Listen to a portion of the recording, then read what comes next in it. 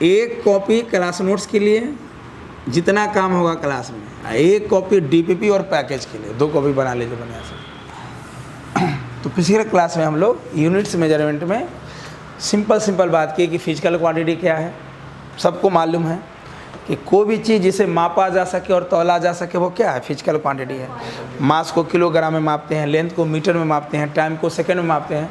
और जैसे ईरर में आएंगे ना तो मेजरमेंट को और तगड़े तरीक़ा से सीखेंगे। यहाँ तक जान जाएंगे कि 1 मीटर में 100 सेंटीमीटर क्यों होता है। कमाल का चीज़ अभी तक याद रखे हुए होंगे, अभी तक आप रटे होंगे। लॉजिक है उसमें कि 100 ही क्यों लिखा गया, 1 किलोमीटर में 1000 मीटर ही क्यों होता है। लॉजिक है, बहुत भयंकर लॉजिक है। जब ईरर शुरू करेंगे तो बताएंगे। फिजिकल क्वांटिटी को कितने भाग में बांटा गया? 3 भागों में, फंडामेंटल, डिराइव्ड और सप्लीमेंट्री, है ना।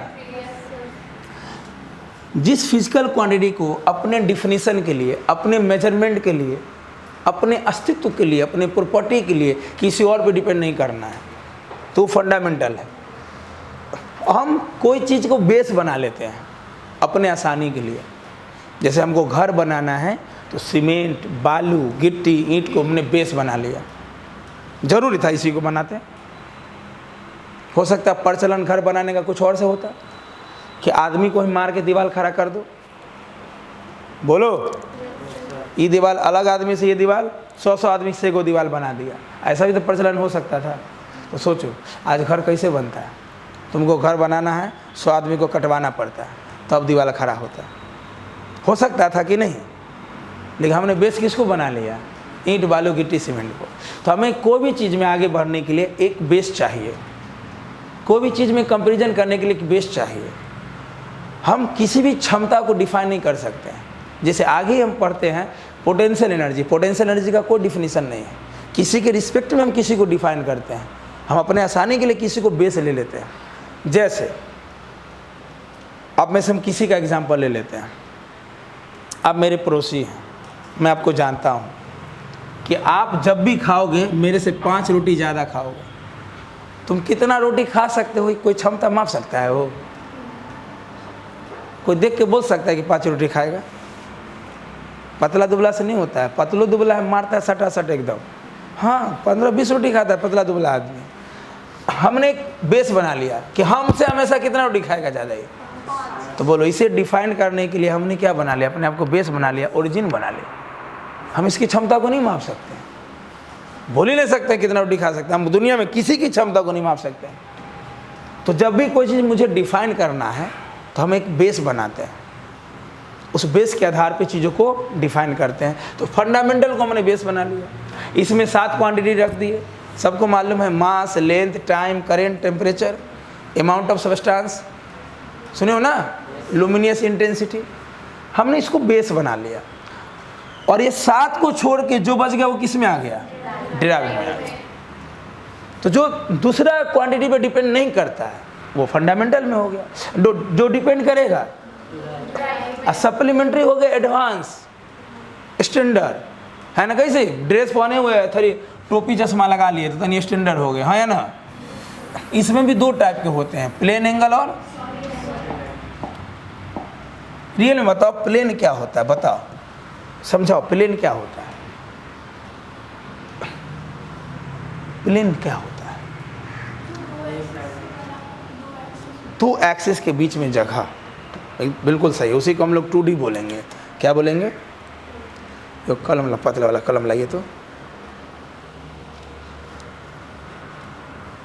छोटा छोटा बात मालूम होना चाहिए।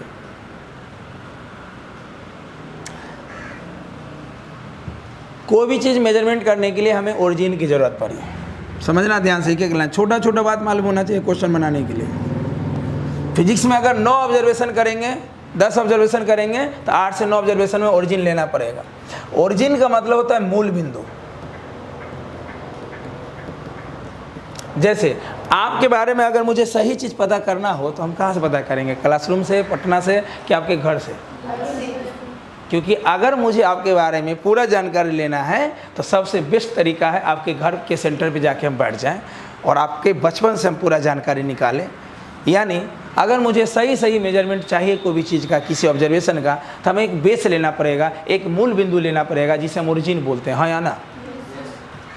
ठीक। अब उल्टा सोचो, अभी आप लोग क्लास में आपके बॉडी में मोटर सेट कर दिए, क्या सेट कर दिए? क्लासरूम बंद कर दिए, खिड़की सब बंद है, रेंडमली आप क्लास में दौड़ रहे हो, मोटर लगा दी भाई, छोड़ दिया आपको, डे डे डे डे जैसे गैस पार्ट के सिलेंडर के अंदर घूमते रहते हैं। अब सब लोग घूम रहे हैं, डे डे डे डे टकरा भी रहे। अब हम सबका काइनेटिक एनर्जी निकालना चाहते हैं, कुछ भी कैलकुलेट करना चाहते हैं, तो कैसे करेंगे भैया? आपका बॉडी कहाँ है? क्लासरूम में। आपका बॉडी कहाँ है? क्लासरूम में। अब मान लो मैं ऑब्जर्वर हूँ, मैं कुछ आप पे सर्च कर रहा हूँ, रिसर्च करना चाहता हूँ, कुछ दुनिया को बताना चाहता हूँ, तो हम अपने बॉडी को ओरिजिन मान लिए, क्योंकि मेरा बॉडी भी क्लासरूम में है। और मैं अपने बॉडी को ओरिजिन मान के आप सबका पहले डिस्टेंस माप लिया कि मोटर सेट करने से पहले आप मेरे से 2 मीटर पे हो, आप 4 मीटर पे हो, आप 5 मीटर पे हो, वो 15 मीटर पे है, आप मान लीजिए 20 मीटर पे है। फिर आप मोटर सेट कर दिए, तो आप टाइम लिए चलने में, तो हमने स्पीड निकाल लिया। क्या निकाल लिया? कि 1 सेकंड में आप कितना डिस्टेंस ट्रेवल किए, क्योंकि डिस्टेंस को तो पास से कोई लेना देना नहीं है। अब मोटर लगा दे रेंडमली क्लास में day day day day day day day day चल रहा हो, डिस्टेंस मतलब टोटल पाथ ट्रेवल, तो मैंने डिस्टेंस मेजरमेंट कर लिया, टाइम मालूम है, तो मुझे स्पीड पता चल गया, काइनेटिक एनर्जी हम निकाल लिया 1/2 mv²। जरूरी है कि हम अपने बॉडी को ओरिजिन लेते हैं। आपका बॉडी कहाँ? क्लासरूम में। बोर्ड कहाँ है? तो हमने बोर्ड के किसी पॉइंट को ओरिजिन ले लिया। अब यहाँ से माप दिए, हम अपने से मापे तो 2 मीटर, यहाँ से मापे तो अब 3 मीटर पे। क्या हम ओरिजिन क्लासरूम में ही लेते हैं? जरूरी है नहीं। आप क्लासरूम में दौड़ रहे हो तो आपके बॉडी में काइनेटिक एनर्जी है, हम आपको घर से माप सकते हैं। मान लीजिए बिहार के किसी भी जिला से, तो वहाँ से कुछ दूरी है, मान लीजिए आप 150 किलोमीटर पे हैं, आप 200 किलोमीटर पे हैं, आप 80 किलोमीटर पे हैं, कोई 10 किलोमीटर पे है, वहाँ से भी तो माप सकते हैं। तो बोलो वहाँ से परेशानी है कि नहीं है? अब जाएंगे फीता लेके मापेंगे, फीता रास्ते में रह गया, लोग मापेंगे ना डिस्टेंस? घर पे आपके जाएंगे, वहाँ से फीता लगाएंगे हम मापने के लिए, बोलो ना। तो आपके बारे में अगर मुझे काइनेटिक एनर्जी निकालना है, अगर मुझे स्पीड निकालना है, अगर कुछ भी कैलकुलेट करना है, तो ओरिजिन कहाँ लेंगे? क्या घर को भी ले सकते हैं? हाँ, लेकिन वहाँ से कॉम्प्लेक्स है कि नहीं कैलकुलेशन? तो ओरिजिन उस पॉइंट को लेते हैं जो आसान हो, या आसान बना लेते हैं जिससे हमारा कैलकुलेशन आसान हो, जिससे मेरा ऑब्जर्वेशन आसान हो। आपका बॉडी क्लासरूम में है, तो क्लासरूम के किसी पॉइंट को ओरिजिन ले लेंगे, तो ओरिजिन क्लियर हो गया। ये बात समझना बहुत ज़रूरी है, क्योंकि काइनेमेटिक्स में आगे वर्क ऑफ एनर्जी में ओरिजिन बहुत ज़रूरी है। ओरिजिन क्लियर नहीं होगा तो क्वेश्चन बना ही नहीं पाओगे। ओरिजिन हम कहीं भी ले सकते हैं, बस वो पॉइंट आसान होना चाहिए। आसान नहीं होगा तो आसान बना लेंगे, छोटा छोटा बात क्लियर होना चाहिए, है ना। जब ओरिजिन हम लोग क्लियर कर लिए तो डायरेक्शन हम क्लियर कर लिए भैया, कि भैया आप इधर जाएंगे तो इसे हॉरिजॉन्टल डायरेक्शन बोलेंगे। हॉरिजॉन्टल नाम रखता ऐसा कोई ज़रूरी नहीं, नाम कुछ भी रख सकता है। मान लो बिहारी ऑब्जर्वर आता है तो इसका नाम बिहार डायरेक्शन रख देता है ना, तो इसका नाम हॉरिजॉन्टल बोल दो या एक्स एक्सिस बोल दो, इसका नाम वर्टिकल बोल दो या वाई एक्सिस बोल दो। ये वर्टिकली अपवार्ड, जेड को हम वर्टिकली अपवार्ड भी बोलते हैं, या इसको जेड बोल दो। तो हम 3 पॉसिबल डायरेक्शन देख रहे हैं, ये एक्स, वाई और क्लासरूम का ये जेड हो जाएगा, है ना। और 2 के बीच में जो जगह बना इसे बोलते हैं प्लेन। क्या बोलते हैं? प्लेन। इसे क्या बोलते हैं? प्लेन। तो ये हो जाएगा एक्स वाई प्लेन। अगर यहाँ पे कोई चीज़ रह रहा है तो वो एक्स वाई प्लेन में है, यहाँ रह रहा है तो नहीं एक्स जेड हो गया ना, यहाँ रह रहा है तो ठीक। ऐसे प्लेन को 2D बोलते हैं, लेकिन रियल में 2D का डिफिनीशन क्लियर होगा जब काइनेमेटिक्स पढ़ाएंगे। और अभी तक जो 2D का डिफिनीशन आप पढ़े हैं उससे फिजिक्स का कुछ कुछ क्वेश्चन आप सही नहीं बनाते होंगे।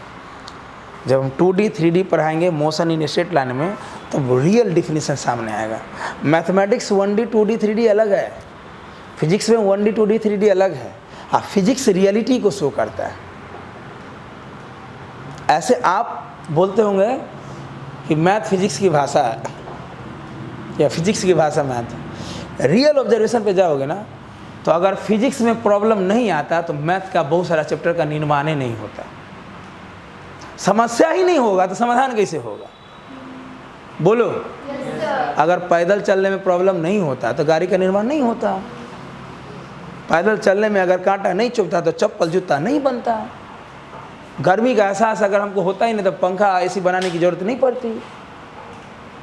हम दूसरा देश एक के दिन में पहुंच जाते पैदल, तो हवाई जहाज बनाने का कोई सोचता ही नहीं। ये और भी सारा चीज़ें, या ट्रेन, कुछ भी। तो फिजिक्स में बहुत जगह क्या हुआ कि प्रॉब्लम वो सॉल्व हो रहा था लेकिन टाइम बहुत ज़्यादा ले रहा था। तो फिजिक्स मैथ के पास पहुंचा, ए मैथ इधर आ। ऐसे बोलना जरूर है क्योंकि फिजिक्स रियल सब्जेक्ट है, ऑब्जर्वर है ये। बोला जी भैया तो मेरा ये प्रॉब्लम सॉल्व करके दिखा। मैथ बोला 2 दिन का टाइम दीजिए। और वही टाइम लेके डिफ्रेंशिएशन बना, वही टाइम लेके इंटीग्रेशन बना, नहीं तो बनता ही नहीं। फिर अगर इनफाइनाइट जोड़ने में फिजिक्स टाइम नहीं लेता तो इंटीग्रेशन बनता ही नहीं, ऐसे ही जोड़ दिया जाता। ऐसे और भी चीज़ों की कहानी है, आगे पढ़ोगे। प्लेन एंगल का मतलब सिंपल, अभी कलम हाथ में लिए, यहाँ जो एंगल बन रहा था ये प्लेन एंगल है। बताओ क्या ये 90 डिग्री है? ये XY प्लेन है। ये यहाँ जो एंगल बना ये प्लेन एंगल है। बताओ कहाँ रखे हुए हैं कलम? बोर्ड पे। बोलो बोर्ड किस प्लेन में है? बोर्ड का ये X है और ये तो ये XY प्लेन में है कलम। यहाँ जो एंगल बना ये प्लेन एंगल है। बोलो चाहे किसी फॉर्मेट में रखो, हम कैसे हो रख दे, उसे कोई दिक्कत नहीं, ये भी प्लेन एंगल है। बोलो ना।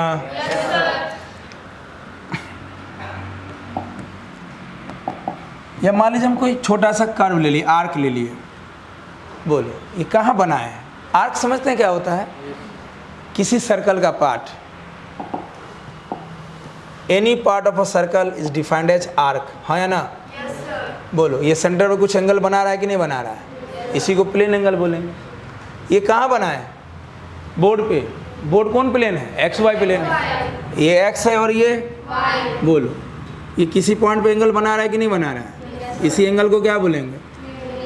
इसको बोलते हैं आर्क लेंथ, जिसको किससे लिखते हैं? ये रेडियस। और इसको घुमा देंगे तो सर्कल बन जाएगा। पढ़े होंगे थीटा बराबर L/R, थीटा बराबर, इसी थीटा को क्या बोलेंगे? इसको मापेंगे रेडियन में। किस में मापेंगे? किस में मापेंगे? ऐसा यूनिट रेडियन है। ऐसे हम लोग प्रैक्टिकल डिग्री में भी यूज करते हैं, हाँ ना? और जब बेसिक मैथ पढ़ाएंगे तो बेसिक मैथ में 2 टाइप का मैथमेटिक्स पढ़ाएंगे, एक नया और एक पुराना। नया हो गया इंटीग्रेशन। इंटीग्रेशन आप पढ़े हैं लेकिन आप नहीं जानते हैं कि फिजिक्स में इंटीग्रेशन कब यूज होता है। और जानते तो मुझे बताइए, इसीलिए ना संडे टेस्ट ले रहे कि मैं आपका स्पीड तय करूँगा। आपको मालूम है कि इंटीग्रेशन कब कब होता है, किसके लिए होता है? जब वेरिएबल हो जाता है। और इंटीग्रेशन वेरिएबल को नहीं जोड़ता है। वेरिएबल आएगा ना तो हाथे जोड़ लेगा, भैया छोड़ दीजिए हमको। मैथ में इंटीग्रेशन अलग चीज़ है, फिजिक्स में एप्लीकेशन है। इंटीग्रेशन किसको जोड़ता है? स्केलर को कि वेक्टर को? पता चला? हाथ जोड़ लेगा, है ना? यही सब चीज़ सीखना है, इसीलिए अच्छा क्वेश्चन में कलम रुकता होगा। क्लियर? इंटीग्रेशन इनफाइनाइट को जोड़ता है, एक डायरेक्शन वाले को जोड़ता है। वेक्टर में भी एक डायरेक्शन है तब जोड़ता है। सर पहले तो हम डिफरेंट डायरेक्शन वाला जोड़ रहे हैं, तब वहाँ कंपोनेंट तोड़ते हैं। अब वेक्टर का कंपोनेंट स्केलर होता है। जहाँ भी डायरेक्शन डिफरेंट होता है वहाँ पे इंटीग्रेशन डायरेक्ट नहीं करते हैं। यही सब चीज़ सीखना है ना? और इंटीग्रेशन तोड़ तोड़ के जोड़ता है। मतलब plane angle, solid angle. Solid angle से आप इलेक्ट्रोस्टैटिक्स पढ़ोगे तो सॉलिड एंगल से बहुत अच्छा क्वेश्चन बना सकते हैं बिना टाइम मतलब लिए।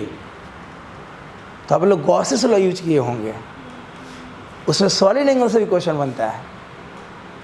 और भी कॉन्सेप्ट है जो नया नया सिखाएंगे। ट्रेडिशनल मेथड फॉलो नहीं करना है एग्जाम के लिए। तो नया पुराना मैथमेटिक्स है कि आप कैलकुलेशन में कितना टाइम लेते हो।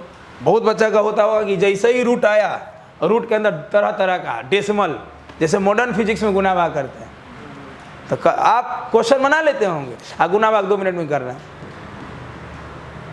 बुद्धि लगाना है कि पावर वाला को कैसे एक साथ कर लेना है, डेसिमल वाला को कैसे एक साथ कर लेना है, कैसे अप्रॉक्स आंसर लेना है। और हम तो 2 मिनट बोल रहे हैं, हो सकता है 5 मिनट लेते होंगे।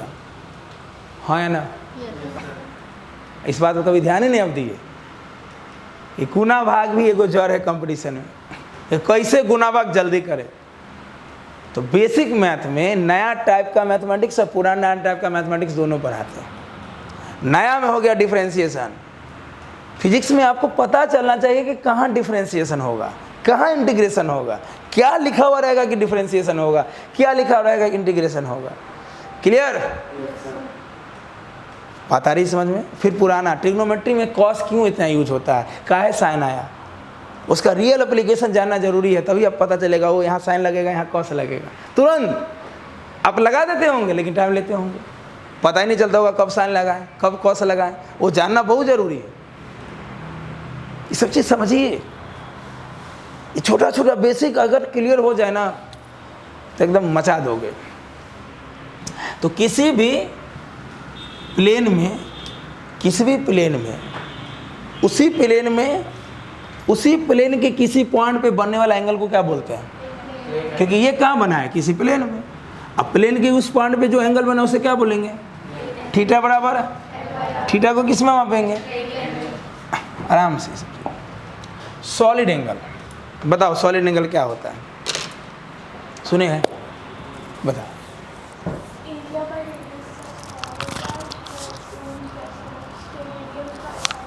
तो न्यूमेरिकल हो गया, एकदम सिंपल सोचो। आइसक्रीम खाएं कौन वाला?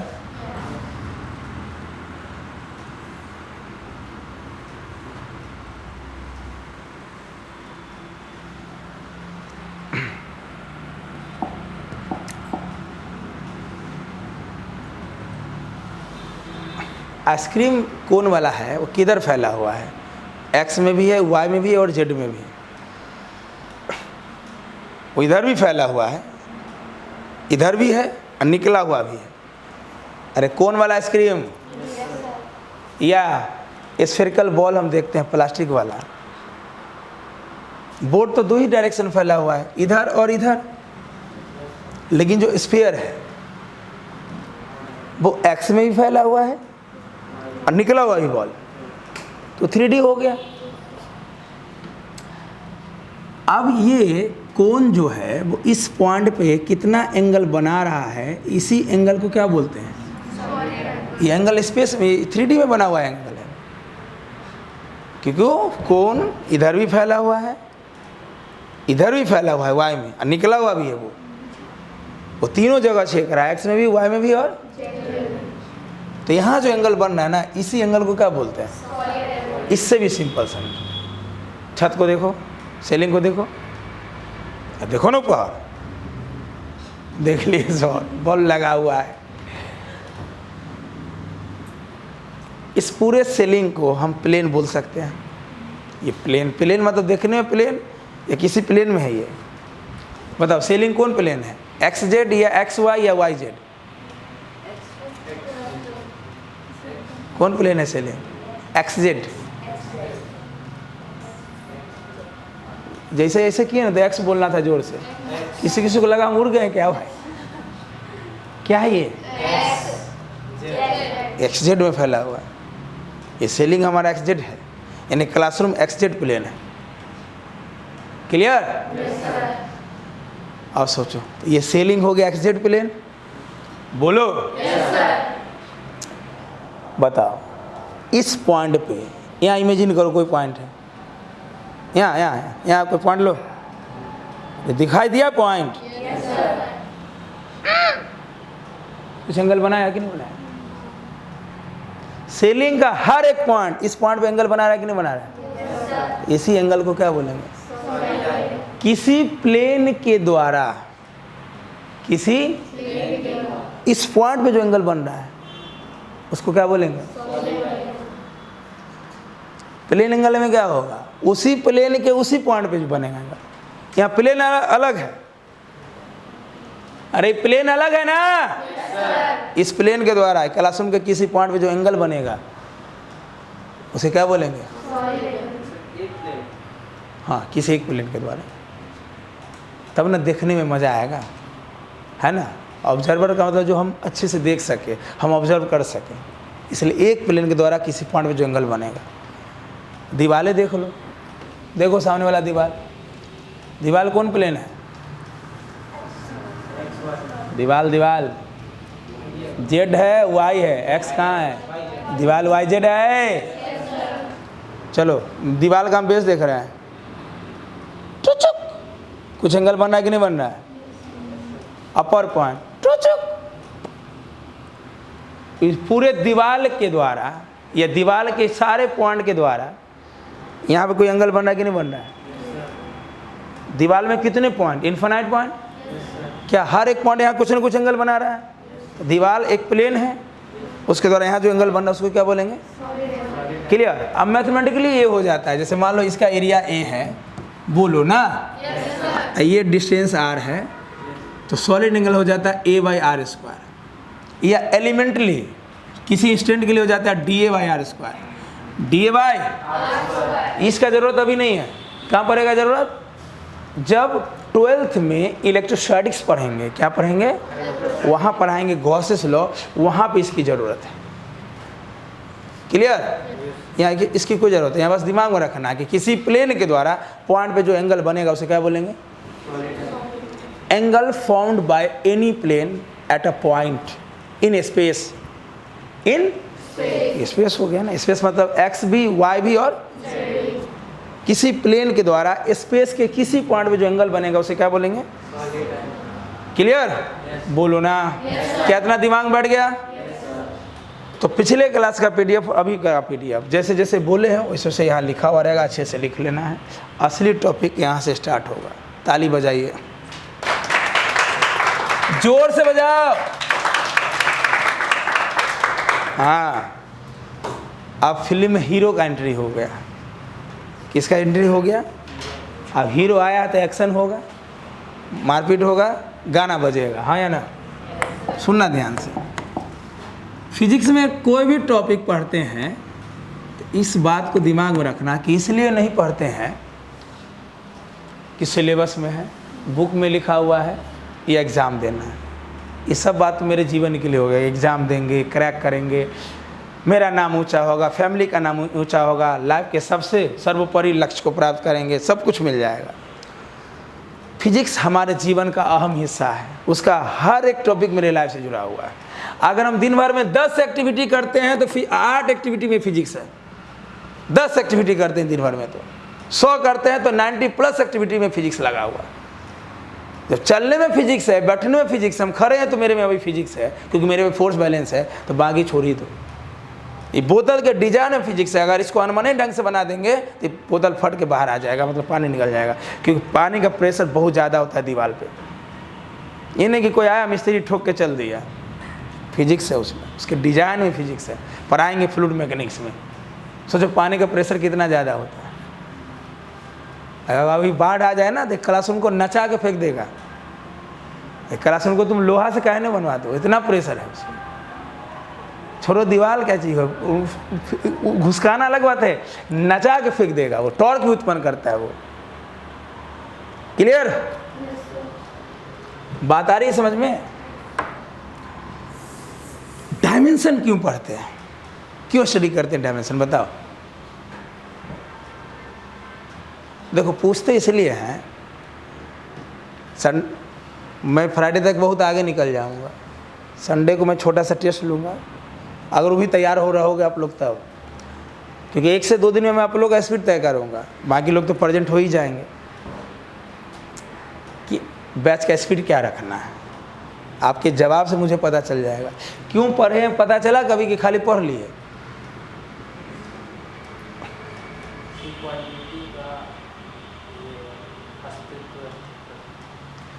चलिए बताते हैं। मान लीजिए कोई घर बनाया, क्या बनाया, तो बोलता है ना कि इतना ईंटा लगा, इतना सीमेंट लगा, 50 टेलर बालू लगा। बोलो, क्या घर बनाने के लिए ईंटा, बालू, सीमेंट फंडामेंटल चीज़ है?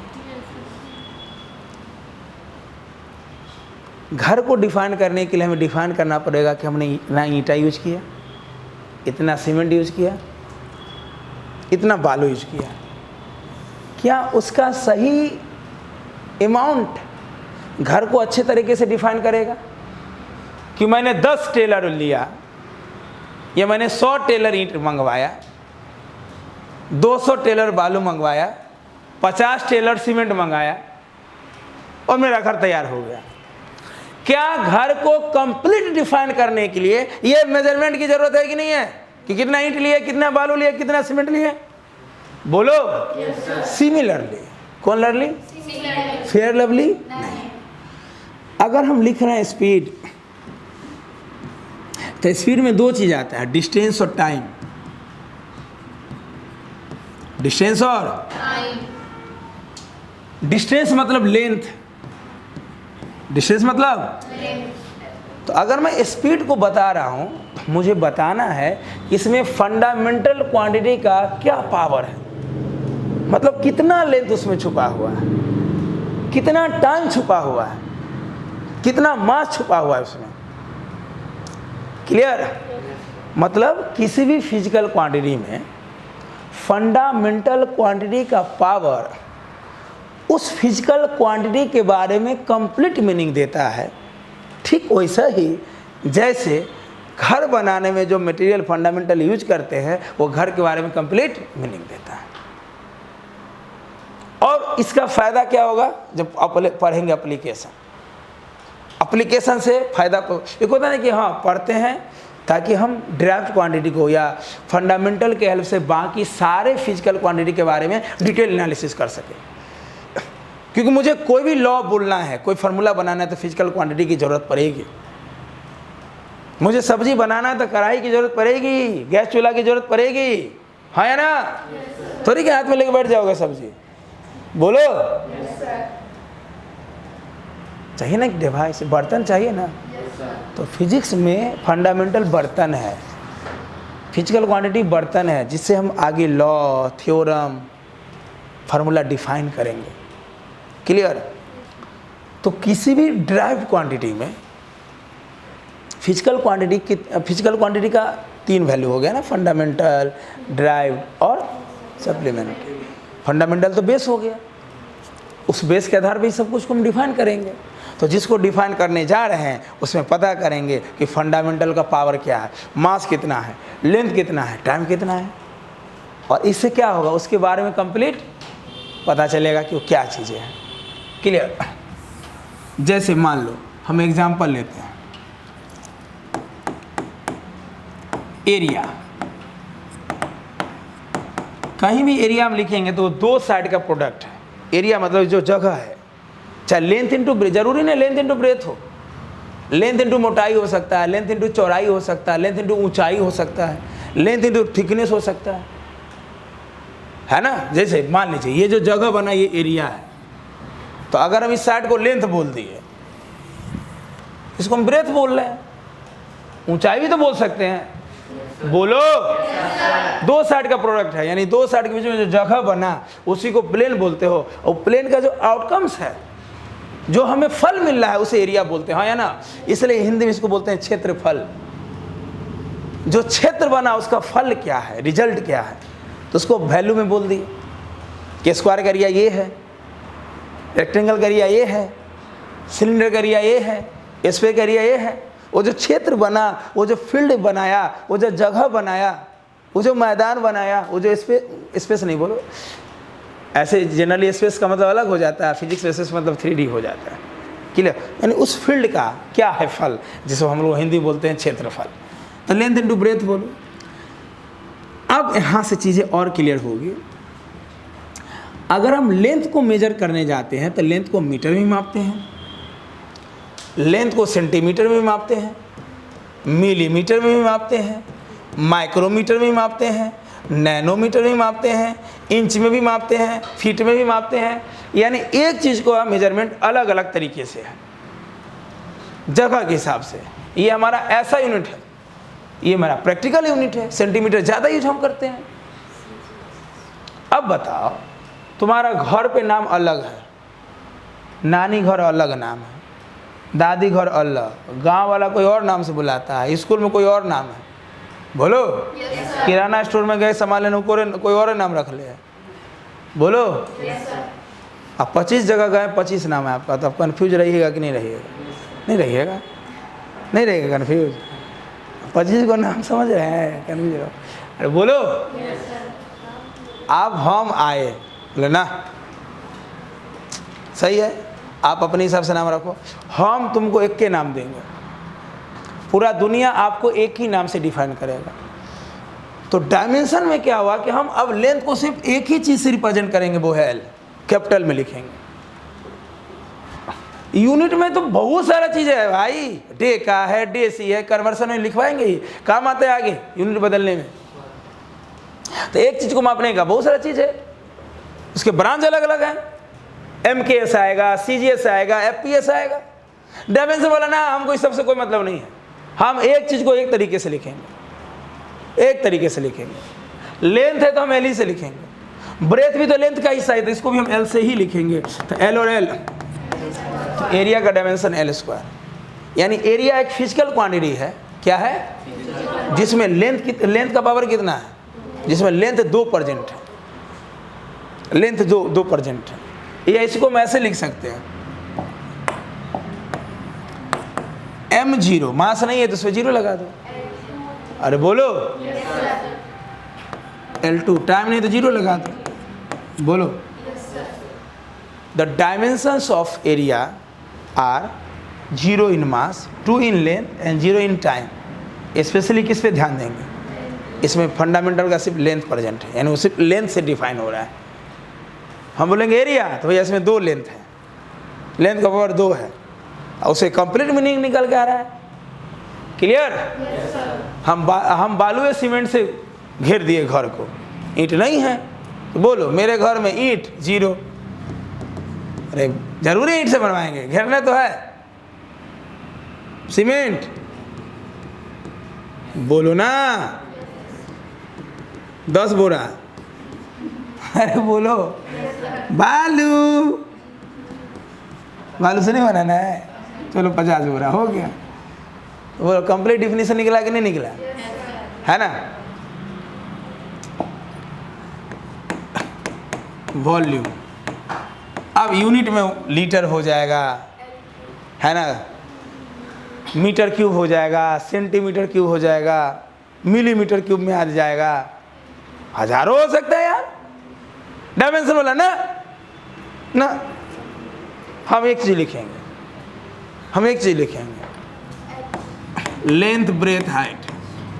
वॉल्यूम का मतलब, इसे मान लो लूडो का डैश देखे हो, इधर भी फैला हुआ है, इधर भी है और निकला हुआ भी है, तो इधर वाले को हम लेंथ बोलेंगे, हाइट बोल दो, ब्रेथ बोल दो, हाँ या ना? बोलो। लेंथ, हाइट, आइए उसका मोटाई, थिकनेस जो बोल दो, तभी तो लूडो का डाइस बना। बोलो ना। वॉल्यूम का सबसे बेस्ट डिफिनेशन होता है एरिया इंटू लेंथ, नॉट ये हर जगह वैलिड है। एरिया कहाँ तक फैला हुआ है, ये कुछ एरिया बना, एरिया का जो फैलाव है यही वॉल्यूम है। एरिया इंटू लेंथ, बताओ ये क्या है? वेव्स लाइक अ डिस्क का एरिया क्या होता है? πr² इंटू लेंथ, तो बोलो πr²L आ गया ना सिलेंडर का volume. Best formula area into length, volume का बेस्ट डिफिनीशन है। एरिया जहाँ तक फैला हो, एरिया के फैलाव को वॉल्यूम बोलते हैं। एरिया के, इसमें 3 लेंथ है, L L L L3 बोलो, या M0 L3 T0, सही है? डेंसिटी, मास पर यूनिट, मास में M लिखेंगे, वॉल्यूम में L3, ml-3, टाइम नहीं तो 0 लगा देंगे। क्लियर? ऐसे डेंसिटी का फील फार्मूला से नहीं, ये तो एप्लीकेशन है। पिछले क्लास में बताया था डेंसिटी का मतलब क्या है। किसी भी सिस्टम में पार्टिकल्स के बीच में जितना डिस्टेंस कम रहेगा उतना डेंसिटी ज़्यादा होगा। अभी आपके बीच में स्पेस ज़्यादा है, जैसे ही बैच फुल होगा तो स्पेस कम होगा कि नहीं होगा? तो डेंसिटी बढ़ गया, और स्पेस फुल हो गया तो डेंसिटी और बढ़ गया। या अभी आप सब लोग उठा के यहाँ पे रख दिया एकदम करीब करीब करीब करीब, तो डेंसिटी बढ़ गया कि बहुत बढ़ गया? और सबको काट दिए, मिक्सी में पीस दिए, लड्डू बना दिए, लड्डू को सुखा दिए धूप में, डेंसिटी बढ़ा के बहुत बहुत बहुत ज़्यादा हो गया, बहुत करीब आ गया, है कि नहीं? तो बोलो डेंसिटी डिफाइन करने के लिए बोलो मास में कितना परसेंट है? 1, लेंथ में -3, हाँ या ना? अरे बोलो है 3 ही हो, हम ना ऐसे अरेंज किए हैं, बोलो ना है तो पावर 3 है ना, आप ना ऐसे लिखे हो, बोलो ना। चलिए 5-6 और उस पर देखो, इस पे हम आधार में कितना क्वेश्चन बना सकते हैं। चलो स्पीड का लिखवाओ। डिस्टेंस बाय टाइम, डिस्टेंस तो लेंथ ही है, टाइम का टी LT -1, श्योर? डिस्टेंस मतलब लेंथ। अब जैसे यही यूनिट रहता था, डिस्टेंस को मीटर में माप सकते हैं, सेंटीमीटर में माप सकते हैं, मिलीमीटर में माप सकते हैं। डायमेंशन बोला नहीं, हम एक चीज को लेके चलेंगे, डिस्टेंस लेंथ है तो इसको L से लिखेंगे, हाँ या ना? टाइम को T से LT -1, बोलो वेलोसिटी,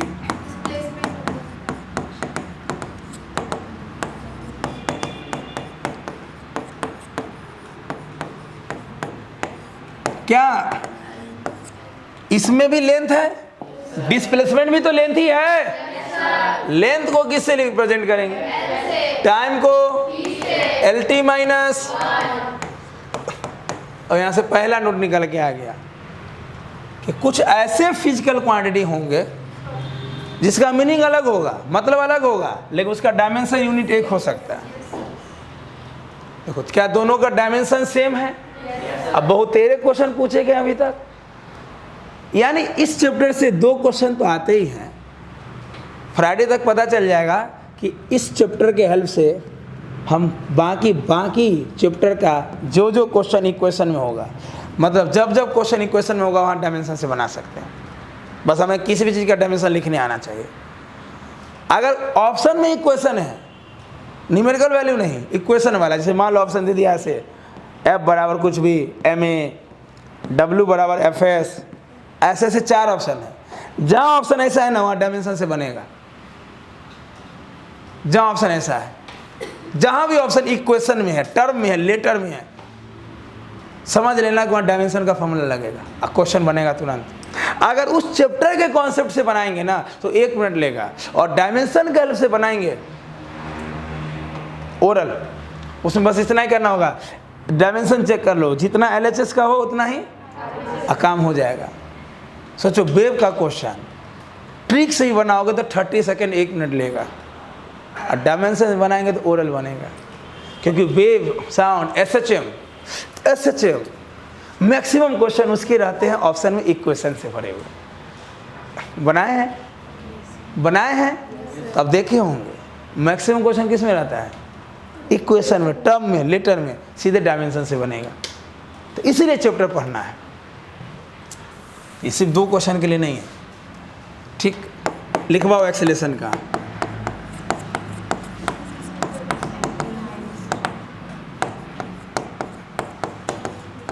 वेलोसिटी बाय टाइम, फिर तो आगे पढ़ाएंगे कि वेलोसिटी का रियल फील्ड क्या है, एक्सेलेरेशन का रियल फील्ड क्या है।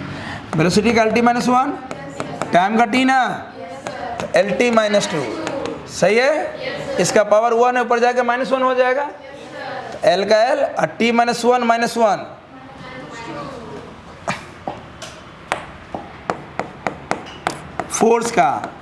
फोर्स बराबर मास इंटू एक्सेलरेशन, क्लियर।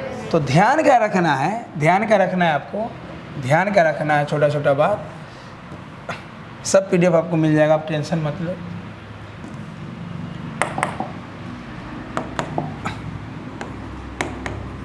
मास के लिए डायमेंशन M यूज करेंगे, क्लियर।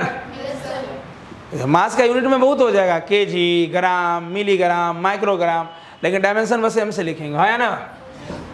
इसको बिग ब्रैकेट में लिख देते हैं, बिग ब्रैकेट इसलिए यूज करते हैं कि हम कोई चीज़ को स्पेसिफिक दिखाते हैं तो उसको एक अलग तरीक़ा से दिखाना पड़ता है। जैसे यूनिट को हम बिग ब्रैकेट में क्यों नहीं रखें, क्योंकि एक चीज़ का यूनिट अलग अलग है।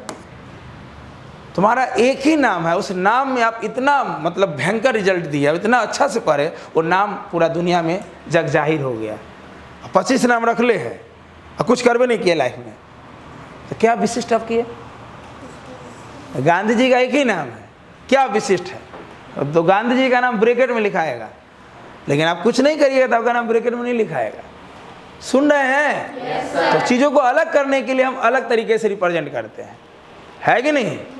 कैसे? शादी में बहुत से आदमी है, लेकिन दूल्हा अलग तरीके से रिप्रेजेंट हो रहा है कि नहीं है?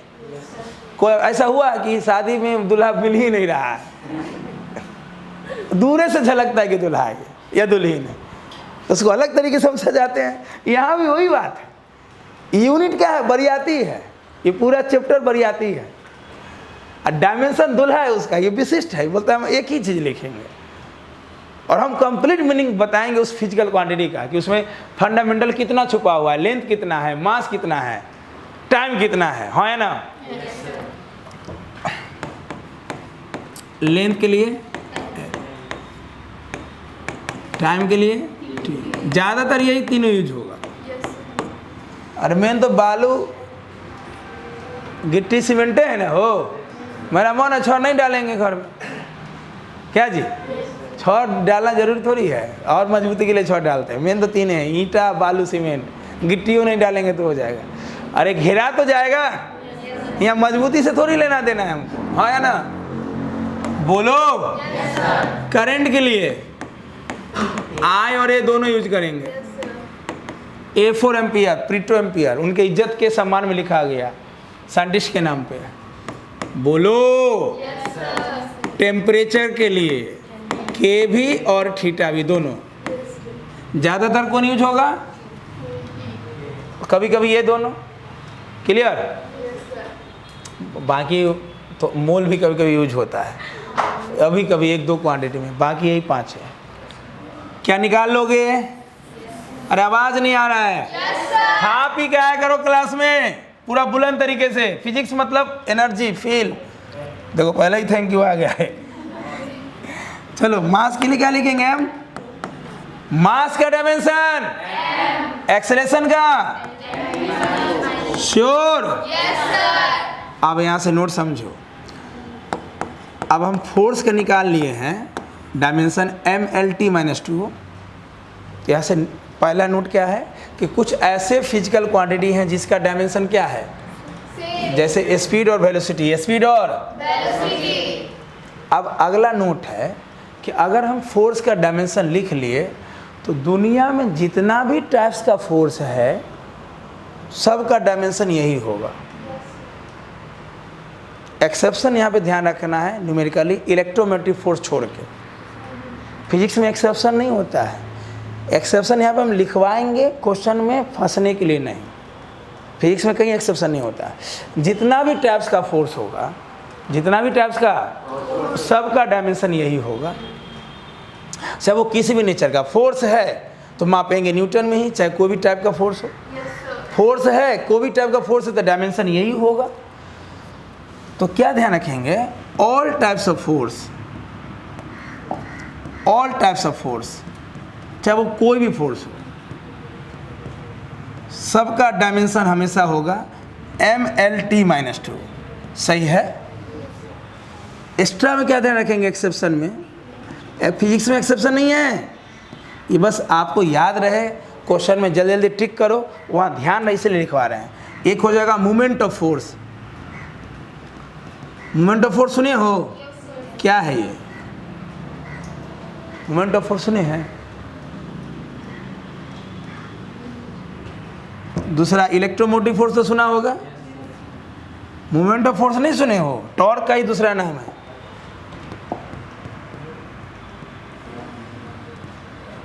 देखो हम ये ना लिख के ये लिखे, तो ऐसे ही 3-4 क्लास में छोटा छोटा चीज़ से हम सारा जानकारी आपका ले लेंगे। दिन भर का मेरा यही काम है। 1 डे 12 to 14 आवर्स समझ ली मेरा ऑफलाइन बैच। सोचो सुबह अब अभी 1 बजे और 6 बजे बनने वाला है, अगर हम 6 बजे से पढ़ाना शुरू करेंगे रात अंतिम में 8:30 तक रहता है उसी एनर्जी लेवल में, और फिर रात एक न एक वीडियो हम शूट करेंगे ही। अब सोचो हमको कैसे आपके बारे में पकड़ना है हमको मालूम है। और टॉर्क क्वेश्चन में हमेशा लिखे ऐसा कोई ज़रूरी क्या लिख देगा? तो ऐसे बहुत सारा चीज़ का नाम दूसरा भी होता है, ऐसे ध्यान रखना। इलेक्ट्रोमोटिव फोर्स, ये तो सुने हो ना? ये सब का डायमेंशन इसके अलग होता है। बाकी जितना भी फोर्स आ गया सब इसमें आ जाएगा। अब क्वेश्चन आएगा कि किसका किसका डायमेंशन सेम है। उसमें मान लो 3 टाइप का फोर्स है और उसमें चौथा ऑप्शन ये होगा तो आंसर नहीं होगा। बोलो, ये दोनों लिखा हो रहा है तो समझेंगे इसका आंसर कुछ और होगा। ये दोनों को डायमेंशन वर्क के बराबर होता है। किसके बराबर होता है? अब वर्क निकालेंगे, है ना? बोलो ना। Yes sir. अच्छा, स्पीड भी है तो सारे टाइप के स्पीड का वैल्यू वही होगा, चाहे एवरेज हो, इंस्टेंटेनियस हो, फाइनाइट हो, इनफाइनाइट हो, यूनिफॉर्म हो, नॉन यूनिफॉर्म हो, सारे टाइप का स्पीड का डायमेंशन एक ही होगा। वर्क का फोर्स इनटू डिस्प्लेसमेंट। बोलो। अच्छा, एक बात दिमाग में आना चाहिए, हो सकता है अभी रहा हो, कि सर फार्मूला मालूम है तब ना डायमेंशन लिख दिए, क्या बिना फार्मूला का लिख सकते हैं? हाँ लिख सकते हैं, आने दो एप्लीकेशन पे। कितना फार्मूला ध्यान रखोगे? 3 ही सब्जेक्ट है लेकिन तीनों अपने आप में है। बार बार थैंक यू आ जा रहा है तुम्हारे लिए, क्या हो रहा है है कि नहीं? एगो दूगो फार्मूला है, तुम लोग आवाज़ क्यों नहीं देते हो? तो अभी तो फिल्म का स्टार्ट है, हीरो का एंट्री हो गया है। फिल्म जैसे ही आगे बढ़ेगा, सुपर डुपर मूवी में क्या होता है, जैसे आगे बढ़ेगा तो उतना मज़ा आ रहा है। अब जैसे जैसे आगे बढ़ेगा, अरे यार ना कुछ तो और होगा, बिना फार्मूला का किससे सॉल्व करें? क्योंकि वर्क का डायमेंशन हमसे डायरेक्ट नहीं पूछेगा, पूछ दिया तो सौभाग्य अच्छा है, लक्की है उस साल के लिए हम। इसी को जेलबी की तरह घुमा के पूछेगा, वहाँ फार्मूला की ज़रूरत नहीं पड़ेगी। तो जैसे ही एप्लीकेशन शुरू करेंगे पता चल जाएगा कि बिना फार्मूला का कैसे बनेगा। फोर्स का डायमेंशन अभी भी लाए हैं, MLT-2। श्योर? डिस्प्लेसमेंट का तो लेंथ होगा, डिस्प्लेसमेंट, डिस्टेंस, सब लेंथ। बोलो क्या हो जाएगा? MLT-L² ना। वर्क का हो गया। अब जो वर्क का डायमेंशन होगा बउआ, वही एनर्जी का डायमेंशन होगा, वही ऑल टाइप्स ऑफ एनर्जी का डायमेंशन होगा।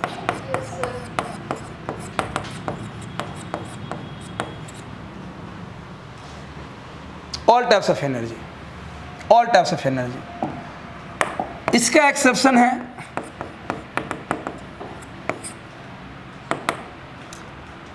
सरफेस एनर्जी, इसको छोड़ के बाकी सारे एनर्जी का डायमेंशन यही होगा। रहेगा ऑप्शन में, सुन रहे हैं? Yes sir. जो वर्क का होगा वही एनर्जी का all types of energy, kinetic, potential सब इसमें आ जाएगा। Magnetic field energy, electric field energy, सब कुछ। किसको छोड़ के? ऑप्शन में ध्यान रखेंगे, छोटा छोटा बात। टॉर्क का फॉर्मूला जानते हो क्या होता है? बताओ।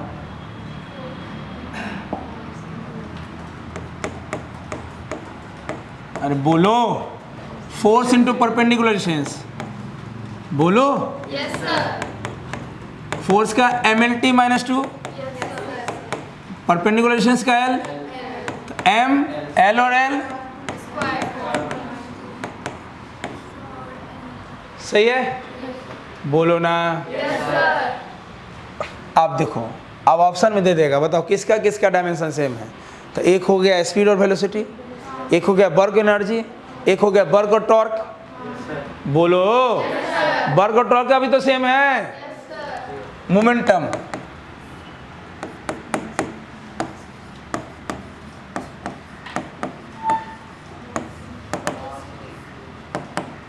देखो मोमेंटम ईरर में अच्छा खासा पोर्शन है ईरर में, क्योंकि ईरर जब पढ़ाएंगे तो सिर्फ ईरर नहीं पढ़ाएंगे, पूरे फिजिक्स का क्वेश्चन यहाँ रहेगा। डायमेंशन में पूरे फिजिक्स का क्वेश्चन अगले दिन करना है, लिखवा देंगे ब्रैकेट में, वेव का क्वेश्चन है बनाओ डायमेंशन से, एसएचएम का क्वेश्चन है बनाओ डायमेंशन से, ये पूरे 12th का क्वेश्चन है बनाओ डायमेंशन से, और वो जेई मेंस नीट में कितना बार पूछा वो भी ब्रैकेट में लिखा हुआ रहेगा। मज़ा आ जाएगा अगले दिन। मोमेंटम क्या होता है बताओ, वो तो 8वीं क्लास का बच्चा जानता है। फील करवा मोमेंटम को। 10% क्वेश्चन ईरर का करना, इसमें वर्क ऑफ एनर्जी का 10% क्वेश्चन यही हो जाएगा। आपको क्या लगता है कि वेक्टर इसलिए पढ़ा जाता है? वेक्टर में सारा क्वेश्चन तो फिजिक्स का आ जाता है। वेक्टर जो पढ़ लिया ना, वो वर्क ऑफ एनर्जी का वर्क वाला क्वेश्चन बना लिया, टॉर्क बना लिया।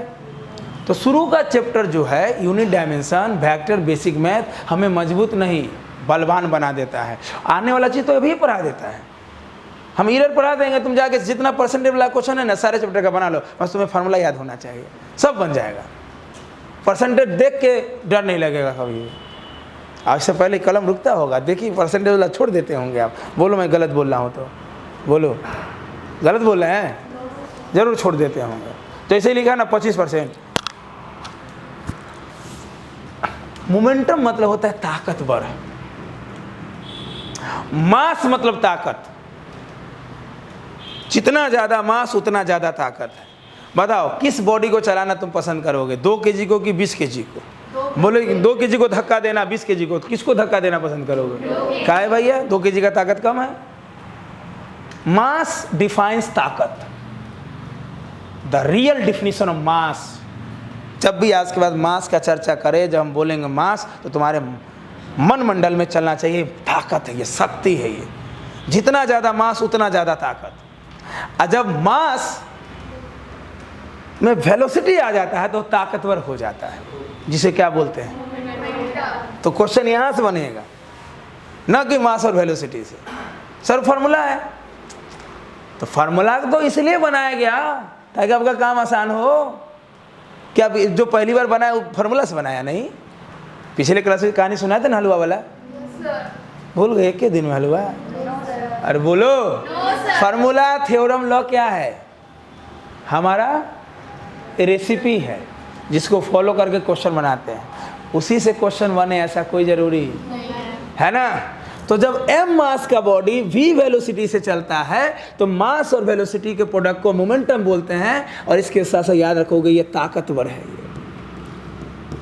टॉर्क रेस्ट में सामने आ जाओ, बोलो टॉर्क चलता हुआ के सामने आओ तो ताकत का एहसास हो जाएगा।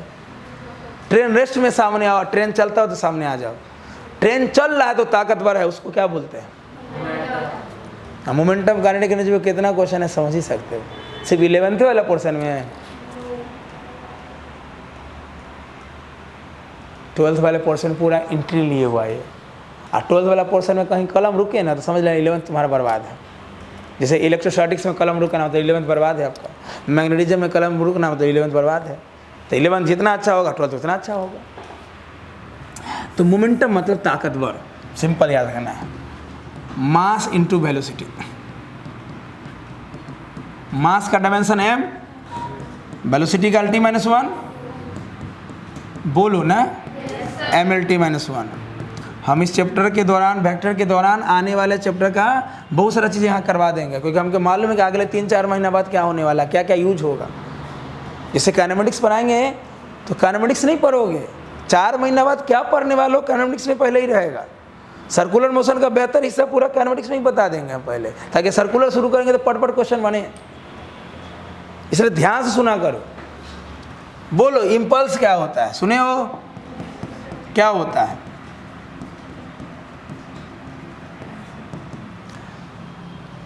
इम्पल्स मतलब झटका, जब कम टाइम में ज़्यादा फोर्स लगे। कम टाइम में जब किसी कम इंटरवल मतलब शॉर्ट पीरियड टाइम में बहुत ज़्यादा फोर्स लगे तो उस घटना को हम लोग इम्पल्स बोलते हैं। बाकी आगे पढ़ोगे न्यूटन्स लॉ मोशन में बहुत बवाल तरीके से। फोर्स इनटू टाइम, फोर्स का डायमेंशन बोलो MLT - 2, टाइम का T ना। इम्पल्स का फॉर्मूला देखो, फार्मूला से फील आता है क्या लगे, फोर्स कितना, बहुत ज़्यादा। तुम रेस्ट में और टॉर्क बहुत स्पीड से आ रहा है 500 किलोमीटर पर आवर से, क्या लगे, फोर्स। कितने टाइम में, बहुत कम टाइम में। तो फोर्स और टाइम के प्रोडक्ट को हम लोग मोमेंटम बोलते हैं। ऐसे इसका रियल मतलब होता है चेंज इन मोमेंटम, ताकत में चेंज। दो तरीके से पढ़ेंगे, एक तो फॉर्मूला इसलिए पढ़ना जरूरी कि क्वेश्चन बने, प्रूफ भी करना है ताकि और फील आए। इसका रियल मतलब में जाना है। ये मोमेंटम, मास ताकत, मास मोमेंटम ताकतवर। भूल जाएंगे टॉर्क के सामने आ जाएंगे, हाँ या ना, ताकत का एहसास हो जाएगा। आना नहीं है, भावनाओं को समझना था, हमारे फंसा देना कि आप ही तो बोले थे। इम्पल्स मतलब ताकत में बदलाव, शक्ति में बदलाव को इम्पल्स कहते हैं, हाँ या ना। Yes sir. फोर्स का MLT-2 अभी भी लाए हो या ना, टाइम का T अरेंज करो, M का M, L का L। यहाँ -2 है, यहाँ पावर कुछ नहीं तो दोनों का बेस सेम है, -2 + 1 श्योर। देखो ये दोनों का भी डायमेंशन सेम है। फिर एक पेयर बना, speed velocity same dimension, work energy same, work torque same, momentum impulse same. कितना अनंत बार क्वेश्चन पूछे हुआ है। दुनिया के कोई चैप्टर से क्वेश्चन पूछे ना पूछे, डायमेंशन से क्वेश्चन हर साल रहता है। ये बात जान लो, जान लो। कोई भी पूजा में गंगा जल के बिना काम, यही गंगा जल है। क्लियर। या ऑक्सीजन मान लो इसको। अरे फिर से आ गया, कोई से पेज सेट कर दिया रे, बार बार थैंक यू आ रहा है। ठीक, निकालो रफ पेज, क्वेश्चन करो। रफ पेज मेन कॉपी है, कोई बात नहीं तो पीछे से 1-2 पेज ले लो। नोट्स कैसे बनाना है आज हम बता देते हैं छुट्टी समय। अगले दिन से क्लास में लिखना है, रेडी। ठीक, क्वेश्चन बनाने से पहले 2 चीज़ और सुनना है। जोड़ते किस चीज़ को है, किसी को कि सेम जाति वाले को। बोलो, आम प्लस अमरूद क्या होगा? कुछ नहीं होगा। आम प्लस आम, अमरूद प्लस अमरूद, अमरूद से अमरूद गया।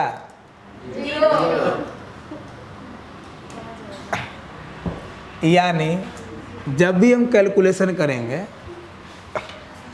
फिजिक्स में, हम ऐड उसी फिजिक्स या जनरल कैलकुलेशन में, मैथमेटिक्स में भी 2 सेम जाति वाले को जोड़ेंगे, जाति वाले को घटाएंगे और जाति वाले को ही मल्टीप्लाई करेंगे।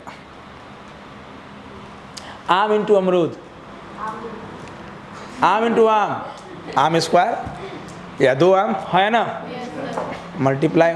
सर लेकिन यहाँ तो 2 और 3 जाति अलग है। नहीं भाई, दोनों नंबर है, दोनों अलजेब्रा है, दोनों अलजेब्रा फॉर नंबर है, जाति अलग नहीं है। जाति अलग है तो 2 × sin थीटा, तो लिख देते हैं 2 sin थीटा। तो यहाँ पे टर्म जो है वो एक दूसरे के साथ क्या हुआ, अटैच हो गया। sin थीटा का 2 गुना वैल्यू बढ़ गया। तो ये भी कोई ना कोई मुझे वैल्यू देता है ना। sin theta, cos theta, tan theta trigonometric function है जो किसी भी ट्रायंगल में साइड और एंगल के बीच का रिलेशन दर्शाता है। साइड और कहीं भी किसी भी जगह, मान लो हमको ये दीवार का हार्ट निकालना है ना, बिना फीता का निकाल सकते, बिना स्केल का। बस ये दीवार मेरे आंखों पे कितना एंगल बना रहा है कोई बता दे मुझे। एंगल अगर इस दीवार के द्वारा, ये दीवार के नीचे वाला पॉइंट, ऊपर वाला पॉइंट मेरे आंखों पे कितना एंगल बना रहा है ये बता दो, हम दीवार का हाइट बता देंगे। एग्जैक्ट हाइट होगा जो तुम स्केल से मापोगे, या मैं हाइट बता दूंगा तो तुम एंगल निकाल सकते हो कि मेरे आंखों पे कितना एंगल बना रहा है। तो कहीं भी किसी भी साइड का वैल्यू निकालने के लिए या उसके द्वारा जो एंगल बन रहा है वो निकालने के लिए आर्यभट्ट साहब ने एक रिलेशन दिया था, है ना, जिसके कारण ट्रिग्नोमेट्रिक फंक्शन इतना ज़्यादा यूज होता है, बहुत ज़्यादा यूज होता है। बाद में तो नाम पड़ा sin थीटा cos थीटा, पहले sin थीटा नाम नहीं था, जया नाम था, अर्थ जीवा नाम था, सुनियो, अर्थ जया नाम था। लैटिन नाम है sin थीटा, लैटिन नाम दिया था घंटूर नाम एक ऑब्जर्वर थे, इंडियन साइंटिस्ट आर्यभट्ट थे, उनका नाम जीवा अर्थ जया दिए। इतना यूज होता है। फिजिक्स में जाति वालों के बीच में ही कैलकुलेशन होगा, है ना। उल्टा सोचो, अगर हम लिख दे कुछ भी फलाना और प्लस चिलाना, फलाना प्लस, इसका मतलब दोनों सेम जात का है, इसलिए बीच में प्लस है। जोड़ेंगे तब जाति सेम हो, घटाएंगे तब जब जाति, या पहले से जुटा हुआ है, दोनों एक ही चीज़ है तभी जुट सकता है। बोलो क्या ये ध्यान रहेगा? पक्का?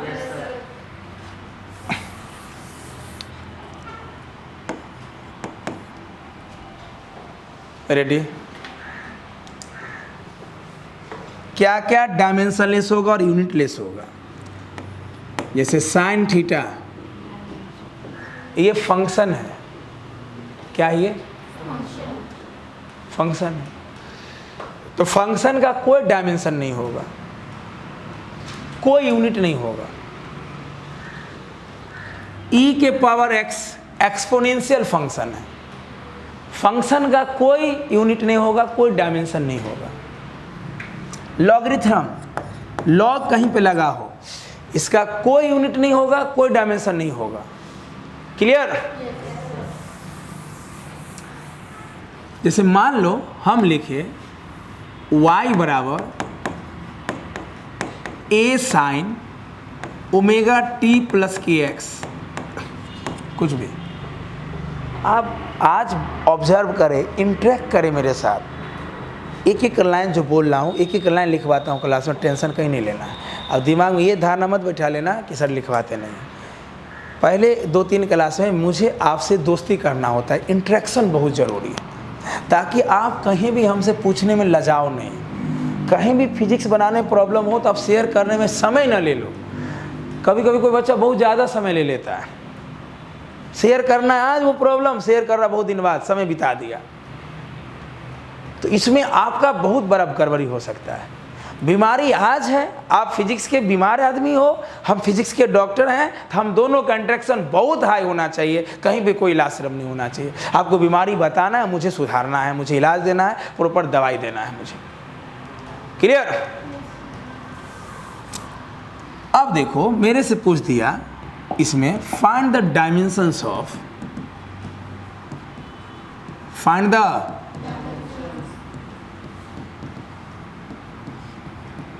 के का मुझे डायमेंशन बता दो। ध्यान से देखो, क्या ये पूरा टर्म साइन के बाद है? Yes sir. थीटा है, थीटा भी हमारा डायमेंशन लेस है, क्योंकि थीटा क्या होता है? L/R। अरे theta length, arc by radius, सब जानते हो। आर्क तो लेंथ ही होता है, रेडियस भी लेंथ, लेंथ बाय लेंथ 1। अरे बोलो 1 मतलब ना मास है, और लेंथ है भी तो कट गया ना, टाइम है, तो थीटा क्या है? Dimension less. बोलो ये जैसे साइन थीटा, थीटा के जगह पे नहीं लिखा हुआ है, तो पूरा है ये, इसका तो डायमेंशन ही नहीं होता है, तो हम साइन नहीं देखेंगे, हम देखेंगे थीटा। थीटा का डायमेंशन लेस मतलब ना मास है, ना लेंथ है, ना, इस पूरे टर्म को 1 के बराबर कर दो। ओमेगा टी प्लस के एक्स बराबर 1। चूंकि बीच में क्या है, इसका मतलब जो ये है वही ये है, ये दोनों एक ही जाति का है, तो सीधे क्या कर देंगे, ओमेगा टी बराबर, मुझे निकालना है किसका डायमेंशन, हो जाएगा ओमेगा टी बाई एक्स। देखो कुछ कुछ लॉ जो है वो लॉ है ही नहीं, चाहे बुक में क्यों नहीं लिखा हो, लॉ ऑफ होमोजीनियटी। क्या लॉ है भाई? अब हीट एंड थर्मोडायनेमिक्स पढ़ाएंगे, जीरोथ लॉ, क्या लॉ है? कोई लॉ है? बहुत जगह वो लॉ है ही नहीं, तो दिमाग में डाल लो। बहुत जगह वो लॉ हम लिखवाते भी नहीं है, सीधे डायरेक्ट प्रॉब्लम करवाएंगे, दिमाग में डालेंगे, क्योंकि मेरा काम पढ़ाना नहीं, मेरा काम है आत्मा में बसा देना। कहाँ बसा देना? आत्मा में बसा देना मेरा काम है। तो ये नहीं कि आप पढ़ रहे हैं बच्चे की तरह वो लॉ को लिख रहे हैं, समझना है कि दो टर्म के बीच में प्लस है, इसका मतलब दोनों सेम जाति का, सीधे बराबर कर देंगे, हाँ या ना, हो गया काम। तो बोलो ओमेगा टी बराबर, तो के बराबर ओमेगा टी बाई एक्स। अब ओमेगा, जब भी फिजिक्स में ओमेगा लिखाएगा तो ये एंगुलर वेलोसिटी होगा, क्या होगा ये? बोलो वेलोसिटी का डायमेंशन, वेलोसिटी क्या होता है? Displacement by time. तो एंगुलर वेलोसिटी हो जाएगा angular displacement by time. Angular displacement मतलब एंगल, सिंपल। ओमेगा मतलब थीटा बाई टी। थीटा का कोई डायमेंशन नहीं, 1 लिख दो। टाइम का t माइनस 1। तो ओमेगा का डायमेंशन बोलो, t माइनस 1। बोलो टाइम का t। x नहीं कुछ लिखा है तो डिस्टेंस ही होगा वो। अगर नहीं लिखा तो डिस्टेंस ही को रिप्रेजेंट करेगा, वो लेंथ को रिप्रेजेंट करेगा, या तो लिख देगा। असर नहीं लिखा तो हम एग्जाम देने कब जाते हैं? कब जाते हैं एग्जाम देने? सिर्फ 11th पढ़ के, ये चैप्टर पढ़ के, कि पूरा दोनों साल का सिलेबस पढ़ के जाते हैं? तो वहाँ जब ये पढ़ेंगे, ये कहाँ का इक्वेशन है? वेव का इक्वेशन है। जब वेव पढ़ेंगे तो वहाँ पता चल जाएगा एक्स क्या है।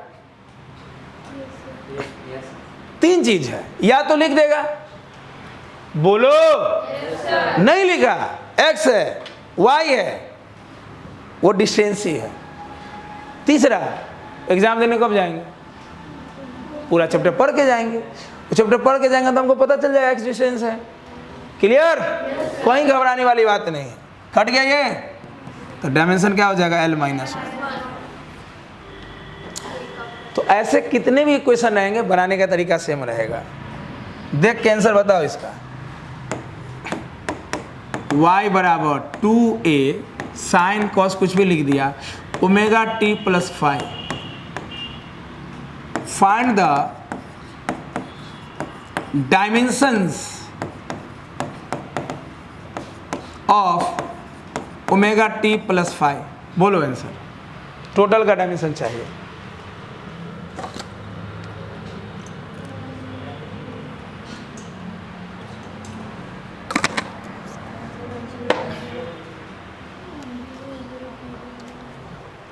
बोलो। अरे पूरा टर्म तो एंगल की जगह है, ये तो डायमेंशन लेस है। थीटा है ये, ठीक है। थीटा का डायमेंशन क्या होगा? कुछ नहीं, 1 तो नंबर है, नंबर का कोई डायमेंशन m0 l0 t0 हो या ना? अरे बोलो सीधे ओमेगा t प्लस 5 ये डायमेंशन लेस है, यहाँ लिख देंगे डायमेंशन लेस। डायमेंशनलेस मतलब ना मास होगा, ना लेंथ होगा, ना टाइम होगा, हाँ या ना?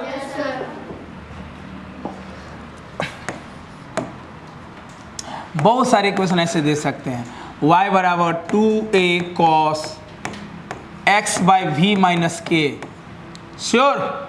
बोलो के का डायमेंशन जल्दी।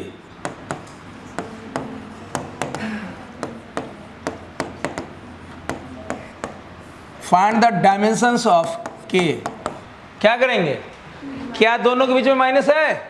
इसका मतलब ये दोनों टर्म सेम जाति का है। जब भी दो टर्म के बीच में प्लस या माइनस हो, प्लस या, तो दोनों सेम जाति का है। सीधे बराबर कर दो, x बाई v बराबर के। ऐसे x डिस्टेंस होगा। अरे बोलो, या तो लिखा हुआ रहेगा, नहीं लिखा तो भी डिस्टेंस समझेंगे, या पूरा पढ़ के जाते हैं। चैप्टर थोड़ी है, यही चैप्टर पढ़ के जा रहे हैं फिजिक्स पर एग्जाम देने, कहीं घबराना नहीं है। भी क्या है? श्योर? बोलो x का डायमेंशन l, वेलोसिटी का। श्योर? कट गया? t ऊपर जाके प्लस हो जाएगा, तो k का डायमेंशन हो जाएगा t। t लिखो, या इसमें m और l नहीं है तो m पे 0 लगा देंगे, l पे 0 लगा देंगे, हाँ या ना? श्योर? जवाब दो ना, आराम से लिखना, घर पे सब PDF मिल जाएगा, टेंशन नहीं लेना है। अपन बोर्ड है, भाड़ा पे नहीं है कि ले जाएगा। अरे फिर देखो थैंक यू आ गया। क्या कहीं भी इक्वेशन में साइन कॉस लगा हुआ रहेगा, उसके ब्रैकेट में कुछ रहेगा, वो डायमेंशन लेस होगा? अब आज क्यों नहीं आता है? नाश्ता चलवा दें, साथ में जूस चलवा दें। आप देखो खाने पे कितना याद आ रहा है, खूब एनर्जी आ रहा है। अरे इसमें ब्रैकेट में रहेगा तो डायमेंशन लेस होगा। कितना क्वेश्चन पूछा गया आपके प्रीवियस ईयर में? कितना क्वेश्चन? देखिए आज मान लीजिए आज PDF भेजेंगे, आज तो प्रिंट आपको नहीं मिल पाएगा क्योंकि एक ही साथ बटेगा। तो PDF में जब क्वेश्चन रहेगा तो बना के लगेगा अगले दिन। देखिएगा प्रीवियस ईयर क्वेश्चन में कितना बार पूछा गया है और कितना टाइम ले रहे हैं, ये भी ध्यान दीजिएगा। अब मान लो क्वेश्चन का फॉर्मेट थोड़ा सा चेंज कर दिया, ऐसे कर दिया,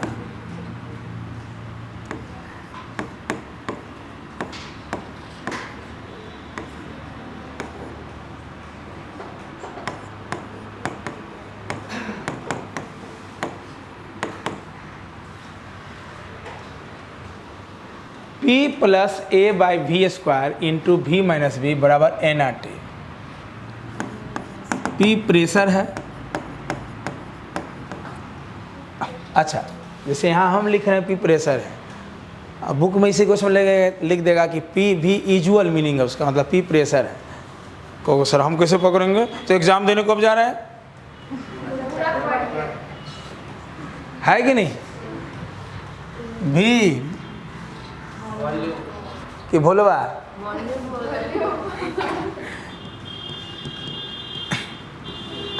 क्लियर। एन हो गया नंबर ऑफ मोल,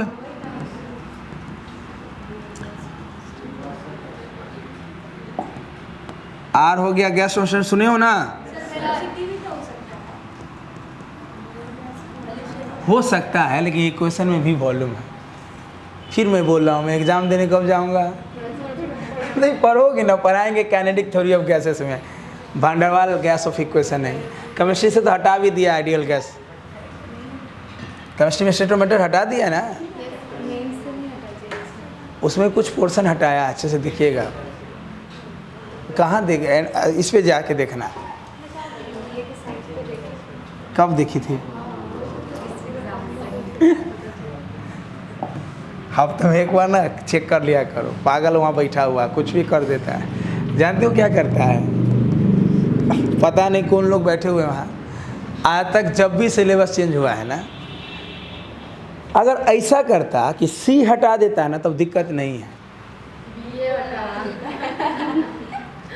वो हटा दिया, बी पढ़ना है, लेकिन बी का कुछ हिस्सा पढ़ना ही पड़ता है, भले एग्जाम में नहीं पूछे। इसलिए फिजिक्स में जहाँ जहाँ सिलेबस हटाया उसको कैसे करना है, क्लास में हर टॉपिक क्वेश्चन करना है, और उसमें क्वेश्चन कम करना है बस, बाकी सब पे क्वेश्चन ज़्यादा करना है, इग्नोर नहीं करना है। हम कलम एग्जाम के वो कलम लेके जाए, कैसे बैठे हुई है तुम, सीधा बैठो, एग्जाम में के वो कलम लेके जाते हैं, वही मिलता है। आज ना पहले 3-4 लोग तो लेके यार है कि नहीं, क्या है, एक्स्ट्रा तैयारी करके जाते थे। यहाँ भी वही बात है, एक्स्ट्रा काम करके जाएंगे, एक्स्ट्रा सिलेबस पढ़ के जाएंगे, एक्स्ट्रा काम करके जाएंगे, और शुरू से सीरियस रहेंगे तो बड़ा से बड़ा काम भी आसान लगेगा। टी हो गया एब्सोल्यूट टेम्परेचर या टेम्परेचर। मेरे से पूछ दिया find the dimension of A and B.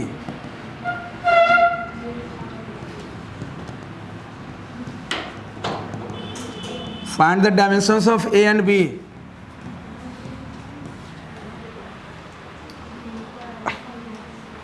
बताओ कैसे बनाइएगा, बनाओ, रफ में बनाओ, सॉल्व करो, सबका नाम दे दिए। अच्छा, प्रेशर का डायमेंशन नहीं मालूम है? प्रेशर होता है फोर्स बाय एरिया, आप तो निकाल लोगे।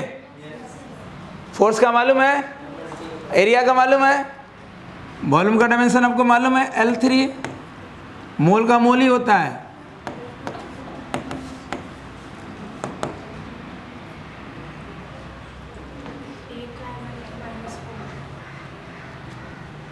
गैस कांस्टेंट का PV बराबर nRT, ये हो गया वर्क, वर्क का mL² T-2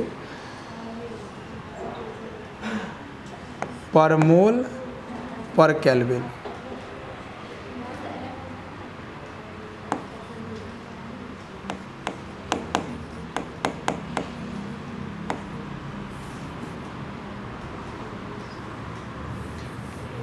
इसका डायमेंशन होता है mL² T-2 पर मोल पर केल्विन। टेम्परेचर का तो अच्छा के प्रेशर का निकालेंगे फोर्स बाय एरिया से। फोर्स का डायमेंशन mL T-2, एरिया का L², एगो एल से एगो L, M L minus 1 T minus 2, सही है ना।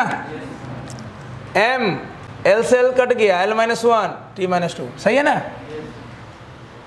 अरे हमको बस ये मालूम होना चाहिए, फोर्स का डायमेंशन अभी भी सीखे हैं, एरिया का एल स्क्वायर, फोर्स का M L T minus 2, area का एल स्क्वायर, एगो एल से एगो एल कट गया, सही है। वॉल्यूम का L3, नंबर ऑफ मोल का, गैस कांस्टेंट का होता है ml square T minus 2 mole minus 1 के माइनस 1। ऐसे इसका जरूरत भी नहीं पड़ेगा। देखो कैसे आया, ए का कितना है, देखो ध्यान से, ये तो बेवकूफ़ी बनाने के लिए दे दिया, उसका कोई मतलब ही नहीं है। हमको ये दोनों टर्म के बीच में प्लस दिख रहा है, तो ये दोनों बराबर है, सीधे कर देंगे P बराबर ए बाई वी स्क्वायर, काम खत्म। दो टर्म के बीच में प्लस हो, इसका मतलब दोनों सेम जाति का बराबर कर दो, बाकी से कोई लेना देना नहीं है, कोई लेना देना नहीं है। तो A बराबर हो जाएगा पी वी स्क्वायर, P बराबर ए बाई वी स्क्वायर, तो A बराबर पी वी स्क्वायर। प्रेशर का बोलो देख के, आप किसी भी चीज़ का डायमेंशन निकालने का तरीका वही है, फार्मूला लिखिए रखिए, आ जाएगा आपका। प्रेशर का ml माइनस 1 टी माइनस 2, सही है। वॉल्यूम का L3 पावर 2 है, तो प्रेशर का ml माइनस 1 टी माइनस 2, और वॉल्यूम का पावर कितना L3 है, पावर 2 है, तो ये हो जाएगा m l minus 1 T minus 2, सही है। आइए 3 दूना 6 ना, अरेंज करके क्या हो जाएगा, m 6 में से 1 गया 5, सही है, और टी माइनस 2 हो गया, मिल गया। फिर यहाँ देखो b का चाहिए, एसी का है, आप लोग बंद किए हुए थे वाला, तुम निकल जाओ।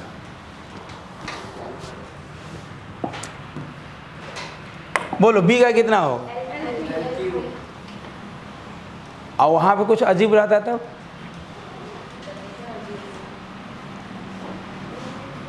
कुछ अजीब दे देता तब क्या कर, शाम वाला में सेम टाइम में आ जाना।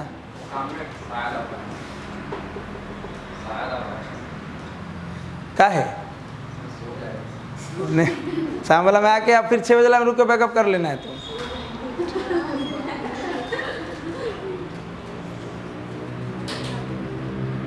हाँ ध्यान से देखो, P माइनस बी ये तो कर लिए, अजीब भी देता है ना, अब बीच में प्लस माइनस रहता तो भी कोई दिक्कत नहीं था, बस बराबर कर देते, तो सीधे B बराबर भी कर देंगे, B बराबर क्या कर देंगे, तो V वॉल्यूम है, तो वॉल्यूम का क्या हो जाएगा, तो A का हो गया ml5 t माइनस 2 और B का L3। अजीब से मतलब नहीं है, इसे एक्सपोनेंशियल फंक्शन दे दिया, मान लो क्या दे दिया, v बराबर v नॉट e के power minus alpha T square, कोई दिक्कत नहीं है। अभी भी क्या पढ़े हम कि अगर दो टर्म के बीच में प्लस माइनस हो, इसका मतलब दोनों का जाति सेम है, आप सीधे बराबर कर दो। इक्वेशन कितना लंबा तगड़ा है उससे कोई मतलब नहीं है, कितना 25 लाइन का क्वेश्चन हो सकता है उससे कोई मतलब नहीं है। और e के पावर कुछ भी लिखा हुआ हो तो ये तो एक्सपोनेंशियल फंक्शन है, कोई भी फंक्शन डायमेंशनलेस होगा, क्या होगा, फंक्शन डायमेंशनलेस होगा, उसका पावर देखो, जैसे मान लो e के पावर x लिखा हुआ है, तो जैसे मान लीजिए e का वैल्यू होता है 2.73, इतना तो मालूम होगा। डायमेंशन किसका होगा, किसी फिजिकल क्वांटिटी का होगा। e एक्सपोनेंशियल फंक्शन है, इसका एक वैल्यू है, वैल्यू का कोई डायमेंशन, तो जब भी e के पावर में कुछ लिखा हुआ रहे तो वो डायमेंशनलेस है, उसको कितना के बराबर कर दो, 1 के बराबर कर दो। एक्सपोनेंशियल फंक्शन का कोई मतलब ही नहीं है, नहीं यूनिट होगा ना डायमेंशन होगा। तो हम किसको ध्यान देंगे? पावर को। एक्सपोनेंशियल फंक्शन का पावर डायमेंशनलेस, डायमेंशनलेस है तो इसको किसके बराबर कर दो? माइनस अल्फा टी स्क्वायर बराबर 1। माइनस भी डायमेंशनलेस है, कितना? 10 माइनस, तो 10 तो नंबर है, माइनस भी हट गया। हमसे बोल दिया फाइंड द डायमेंशंस ऑफ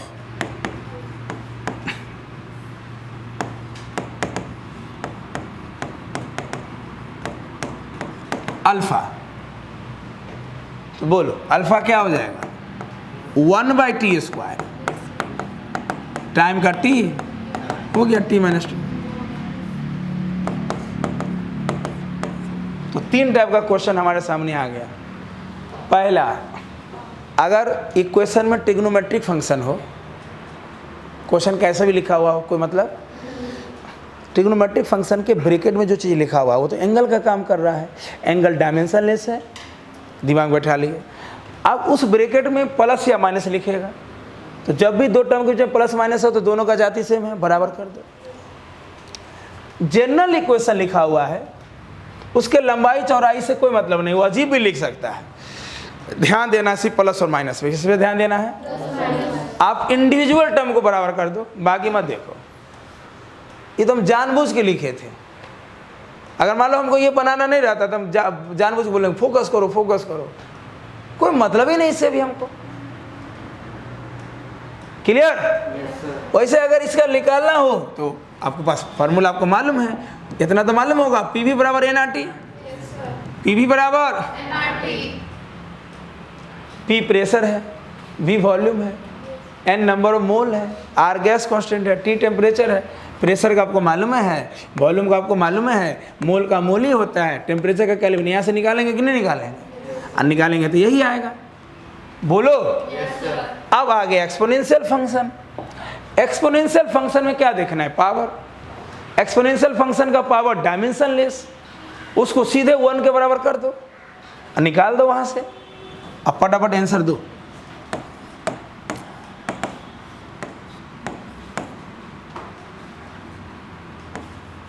चलो पहले को सिंपल बनाओ तो बना लगा। v बराबर v नॉट 1 माइनस e के power minus beta T square, कुछ भी लिख सकता है। Find the dimensions of beta, जल्दी बोलो आंसर।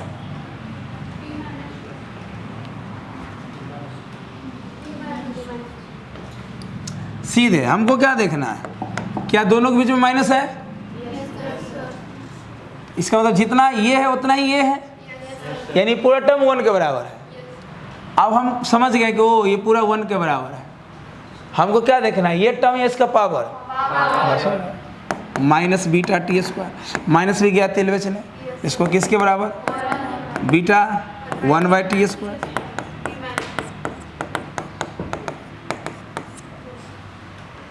अब इतना भी टाइम नहीं देना है। अगर डायमेंशन पूछा है, एक्सपोनेंशियल फंक्शन है, 99.999 क्वेश्चन में आंसर टाइम के फॉर्म में होगा। अगले दिन पूरा ऑब्जेक्टिव क्वेश्चन रहेगा, ऑप्शन रहेगा। आए तो मैं क्वेश्चन करवा रहा हूँ, जो पीपीटी वाला क्वेश्चन है जो बोर्ड में रहेगा, से सीधे आपको आंसर मारना है अगले दिन।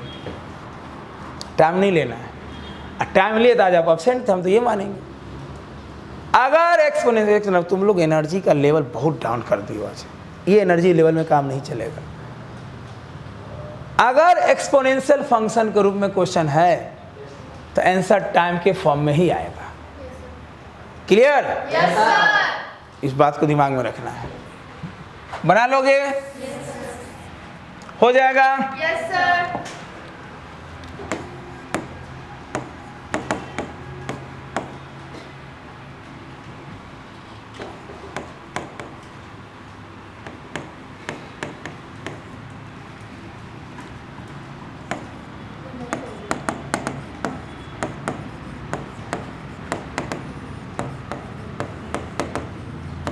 Find the dimensions of alpha and v naught. Alpha का बोलो, सीधे अब इतना है, सीधे 1 के बराबर। अल्फा बराबर 1/t², t-2 ना। अरे बोलो। अब देखो क्या दोनों के बीच में माइनस है? इसका मतलब दोनों टर्म सेम है। ये पूरा किसके बराबर? ये पूरा टर्म हट गया। अरे भाई माइनस की जगह बराबर रखो। ये पूरा 1 ना। तो v बराबर क्या बचा? v0/α। ये तो हट गया। हट गया ना। बोलो क्या चाहिए? v0 ना। v वेलोसिटी है। v क्या है? बोलो v0 क्या हो जाएगा? v α। वेलोसिटी का बोलो lt-1। वेलोसिटी का अल्फा का बोलो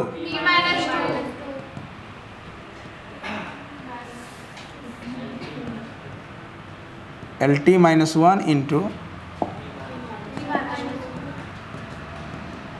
t-2 है ना। बोलो lt- सही है पक्का? इसमें और भी लहक चहक कर सकता है। बनाने का तरीका वही रहेगा कि बदल जाएगा? वही रहेगा कि बदल जाएगा?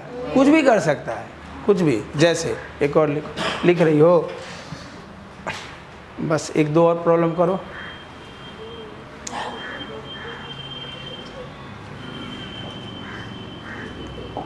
अच्छा, इसमें सबसे जो क्वेश्चन जहाँ से अब स्टार्ट होना चाहिए उसमें रहता है रिलेशन निकालने वाला। जैसे बोलेगा कि फोर्स, वेलोसिटी, टाइम का फंडामेंटल मान लो और इसका आंसर मास के टर्म्स में लिखो। ऐसा क्वेश्चन कभी बनाए थे? बोलेगा फोर्स, वेलोसिटी, एक्सेलरेशन को फंडामेंटल मान लो, अब मास का बताओ। तो उस क्वेश्चन को बनाने के लिए सीधे ऑप्शन से बनाएंगे, या ऐसे क्वेश्चन को बनाने के लिए 8 मेथड बताएंगे अगले दिन। सर 8 मेथड क्यों? क्योंकि पूरे फिजिक्स में यूज होगा। P बराबर α/β e के पावर माइनस α/z/k θ। कुछ भी।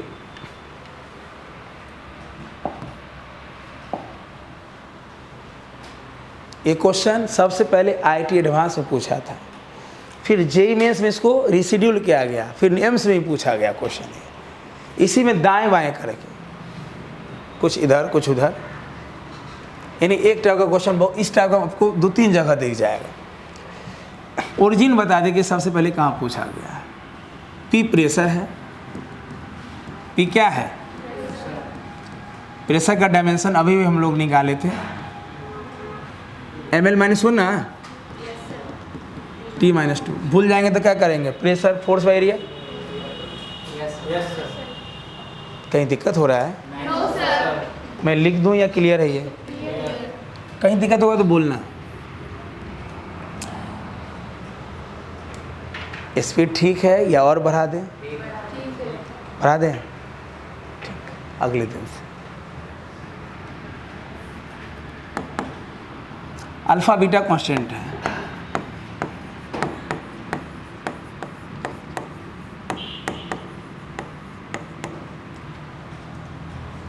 जेड आपका डिस्टेंस है। जेड क्या है?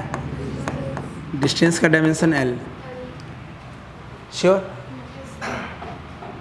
के आपका है बोल्ट्जमैन कांस्टेंट। सुने हो? क्या होता बताओ? नाम से क्या होता है याद है?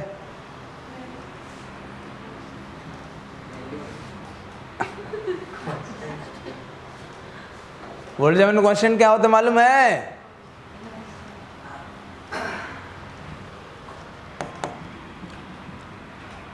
Energy per unit temperature. Energy per unit. Energy का डायमेंशन आपको मालूम है? ml² t-2।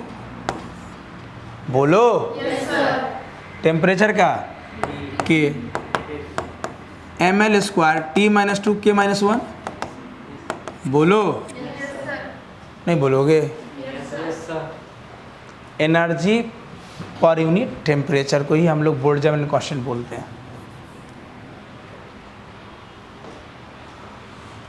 पक्का? हाँ, इसी को पर यूनिट मोल करोगे तो गैस कांस्टेंट हो जाएगा। गैस कांस्टेंट होता है, पढ़ा होगा, R बराबर KT। ये बहाने से मुझे चेक भी हो रहा है कि कितना याद है। नया बात समझ में, ये चैप्टर जो है बहुत कुछ चेक करवाता है कि आप 11th-12th में क्या पढ़े हैं, नहीं पढ़े हैं। बहुत कुछ मेरा चेक हो गया। ये नहीं मालूम है आपको? केमिस्ट्री में पढ़े होंगे आप, फिजिक्स में पढ़े होंगे। फिजिक्स में भी यूज होता है काइनेटिक थ्योरी ऑफ गैसेस में। फिजिक्स में नहीं पढ़ी? सुनी नहीं? पढ़ी नहीं? हीट और थर्मोडायनेमिक्स और वो जो आप केमिस्ट्री में स्टेट्स ऑफ मैटर पढ़ते हैं, उसका फील्ड फिजिक्स में ज़्यादा कि केमिस्ट्री में? फिजिक्स में। अब पढ़ाएंगे तब देखना, और सामने से गैस दिखेगा एकदम। और तुम्हारा ये स्टेटमेंट जब हम पढ़ाएंगे तब देखना सेम रहता है कि बदल जाता है। इंतज़ार करो उस दिन का।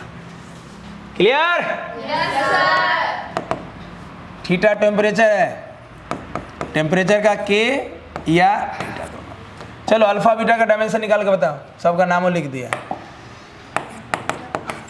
अगली बार से हम ये सब नहीं लिखेंगे, खाली फार्मूला लिख देंगे। आपको खुद से ये तैयार करना है। Find dimensions of alpha and beta.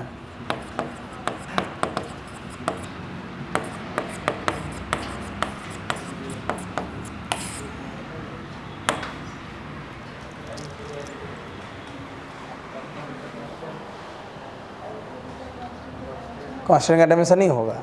कौन बोल दिया? कांस्टेंट 3 प्रकार के होते हैं। Numeric constant, universal constant, general constant है ये। सीधे कांस्टेंट बोल के बोलोगे डायमेंशन नहीं है। अब बनाओ जल्दी, खिड़की से फेंक देंगे इधर हम। सर अल्फा का वैल्यू है MLT-2। श्योर है? MLT-2 पक्का?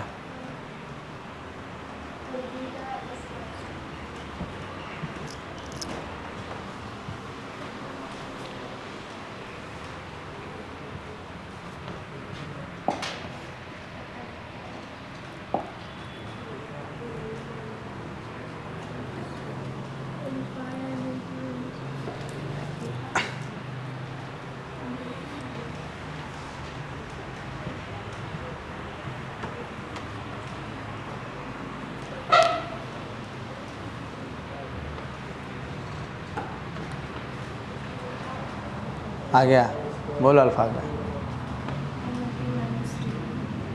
बीटा का L²। इन्हें लिखते तो भी आ जाता है ना। ये सब चेक करना है मुझे।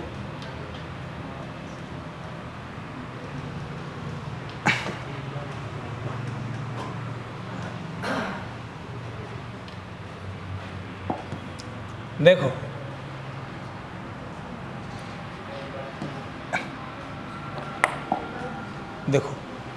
यूनिट्स मेजरमेंट, वेक्टर और बेसिक मैथ में कोई लापरवाही नहीं, एकदम जीरो से बढ़िया सीखिए। पहले से मालूम है, कितना मालूम है वो तो मुझे चेक हो ही रहा है। टेस्ट से मुझे और पता चल जाएगा, या अगले दिन। आज तो हम मिल के बना रहे हैं, अगले दिन अगला पूरा क्वेश्चन आप ही को बनाना है। यहाँ बोर्ड में खाली क्वेश्चन स्लाइड होगा, अच्छा क्वेश्चन। चलिए 2 तरीक़ा से बताते हैं। पहला, मुझे अल्फ़ा और बीटा का डायमेंशन चाहिए। मुझे अल्फ़ा और बीटा का के बारे में कुछ पता? एक तरीका है, इतना तो क्लियर है कि ई पूरा डायमेंशन लेस है। तो इसका पावर डायमेंशन लेस।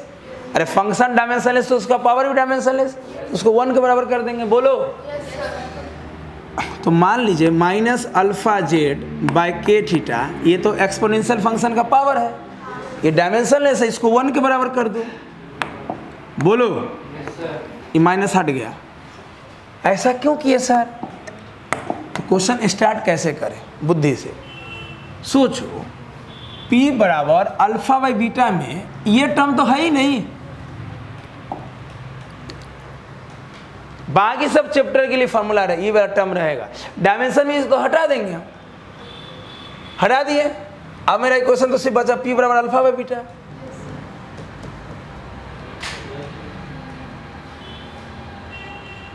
मेरे लिए तो सिर्फ अल्फा बाई बीटा है, इसे तो मतलब ही नहीं है। क्या P का डायमेंशन हमें मालूम है? अगर हम अल्फा का निकाल लेंगे तो अल्फा और P से किसका निकालेंगे? अब बीटा का निकाल लेंगे तो अल्फा का मुझे दिख रहा है, क्योंकि E के पावर में अल्फा है। E के पावर में अल्फा, E का पावर डायमेंशन लेस। यहाँ से अल्फा निकाल लो, बोल अल्फा यहाँ से क्या हो जाएगा? के थीटा बाई जेड, और ये ऊपर और ये नीचे। के क्या है? बोल्ट्जमैन कांस्टेंट, जिसका होता है dimension ml² t-2 k -1। Theta का के, थीटा टेम्परेचर है ना, जेड होगा डिस्टेंस, कट गया ml अल्फा का हो गया, बोलो अल्फा का हो गया तो बीटा का निकाल लो। इसलिए P बराबर अल्फा बाई बीटा, तो बीटा बराबर अल्फा बाई P। अल्फा का आ गया ml/-2, प्रेशर का होता है ml-1, सही है। m से m, t से t, l पर आके प्लस। क्लियर? ये हो गया आम जिंदगी। क्या हो गया ये? बिंदास जिंदगी। देखो इसका बिंदास बोलो, ज़्यादा अच्छा रहेगा। इसका बिंदास जिंदगी देखो।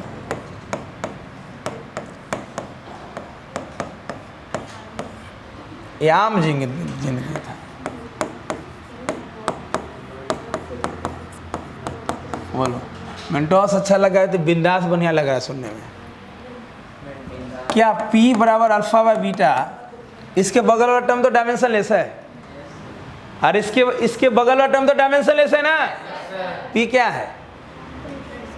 तो ये फोर्स से होगा, ये एरिया ही होगा। सिर्फ यही वैल्यू नहीं रहेगा, हर जगह वैल्यू होगा। टाइम बचा कि बहुत बचा?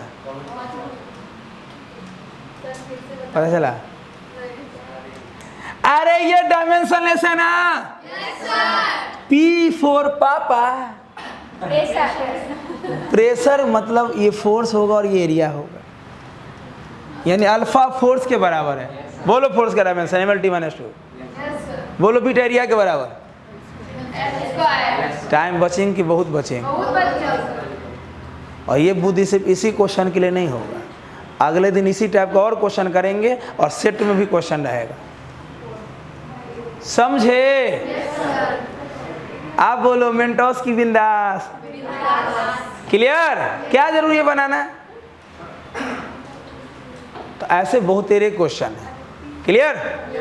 अब मैं आपके सामने कुछ कुछ लिख रहा हूँ जो घर पे आपको कर लेना, पीडीएफ भेजूंगा। तो ये होमवर्क, ये क्लास वाला होमवर्क है, ये सब बनाना।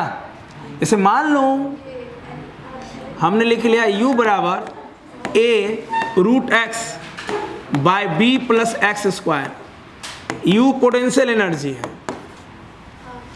Clear? Yes sir. x distance है। क्या a और b का डायमेंशन निकाल लोगे? अरे a और b का डायमेंशन निकाल लोगे? Yes sir. Find the dimensions of बोलो a बाई बी। a का अलग निकाल लेना, b का अलग है, दोनों को डिवाइड कर देना, हाँ या ना? निकाल लोगे?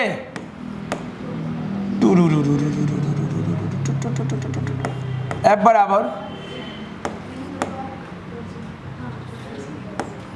a by a plus B या a by T BT² plus CT by D plus x², कुछ भी ऐसा है।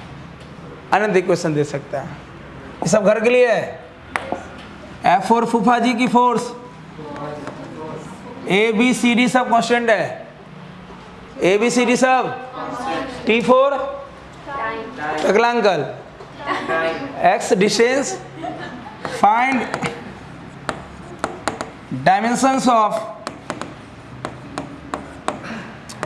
ए बी सी एंड डी। निकाल लोगे? कर लोगे सॉल्व? ऐसे कितने क्वेश्चंस हो सकते हैं? बहुत है, विशेष पीडीएफ में रहेगा, हाँ या ना? चला जाए, आज इतना ही। अरे ऐसे कितने क्वेश्चंस लिख सकता हूं मैं? तो रहेगा डीपीपी में, हाँ या ना? मैं तुरंत पीडीएफ भेज दूंगा। परसों वाला पीडीएफ भी चाहिए ना? ठीक, दोनों पीडीएफ अरेंज करके भेज देंगे। आज वाला पीडीएफ में डायमेंशन से रहेगा, ग्रुप से, और ग्रुप ज्वाइन कर लेना ऑफिस में जाके, है ना? पिछले क्लास के पीडीएफ में ये रहेगा, units measurement, physical quantity, types, fundamental, drive, ये आज वाला में रहेगा डायमेंशन से, है ना? क्लियर? अगले दिन से, आज सुनो, जितना पीडीएफ भेजेंगे सब लिख लेना, अरेंज कर लेना। अगले दिन खा पी के बढ़िया से बुलंद होके आना चाहिए, एनर्जी लेवल काम नहीं चलेगा। क्योंकि अभी मेरा जो एनर्जी लेवल देखे हो 1% देखे हो, फ्राइडे तूफानी ट्रांसफार्मर वाला एनर्जी देखोगे। अब मुझे वही एनर्जी इधर से आना चाहिए। जम के एक दिन में 70, 80, 100 क्वेश्चन करना पड़ेगा। हम बेसिक से एकदम जीरो से पढ़ाएंगे, स्पीड भी मेंटेन रखेंगे, सिलेबस भी पूरा करना है, और आपके तरफ से मुझे रिप्लाई चाहिए, हाँ या ना? जैसे लग रहा है कि तुम 4 दिन से भूखी हो, एकदम खा पी के बुलंद हो के आएगा और क्लास में। बाकी फिजिक्स की जिम्मेदारी मेरी है ना? पूरा थ्योरी भी पढ़ाना है, उतना प्रैक्टिस भी करवाना है, होमवर्क भी देना है, अगले दिन डिस्कशन भी करना है, टेस्ट भी अच्छे से आपको देना है। क्लियर? ठीक, क्या हुआ रे? पहले ट्राई तो करो, अगले दिन बताएंगे ना। ठीक, आइए।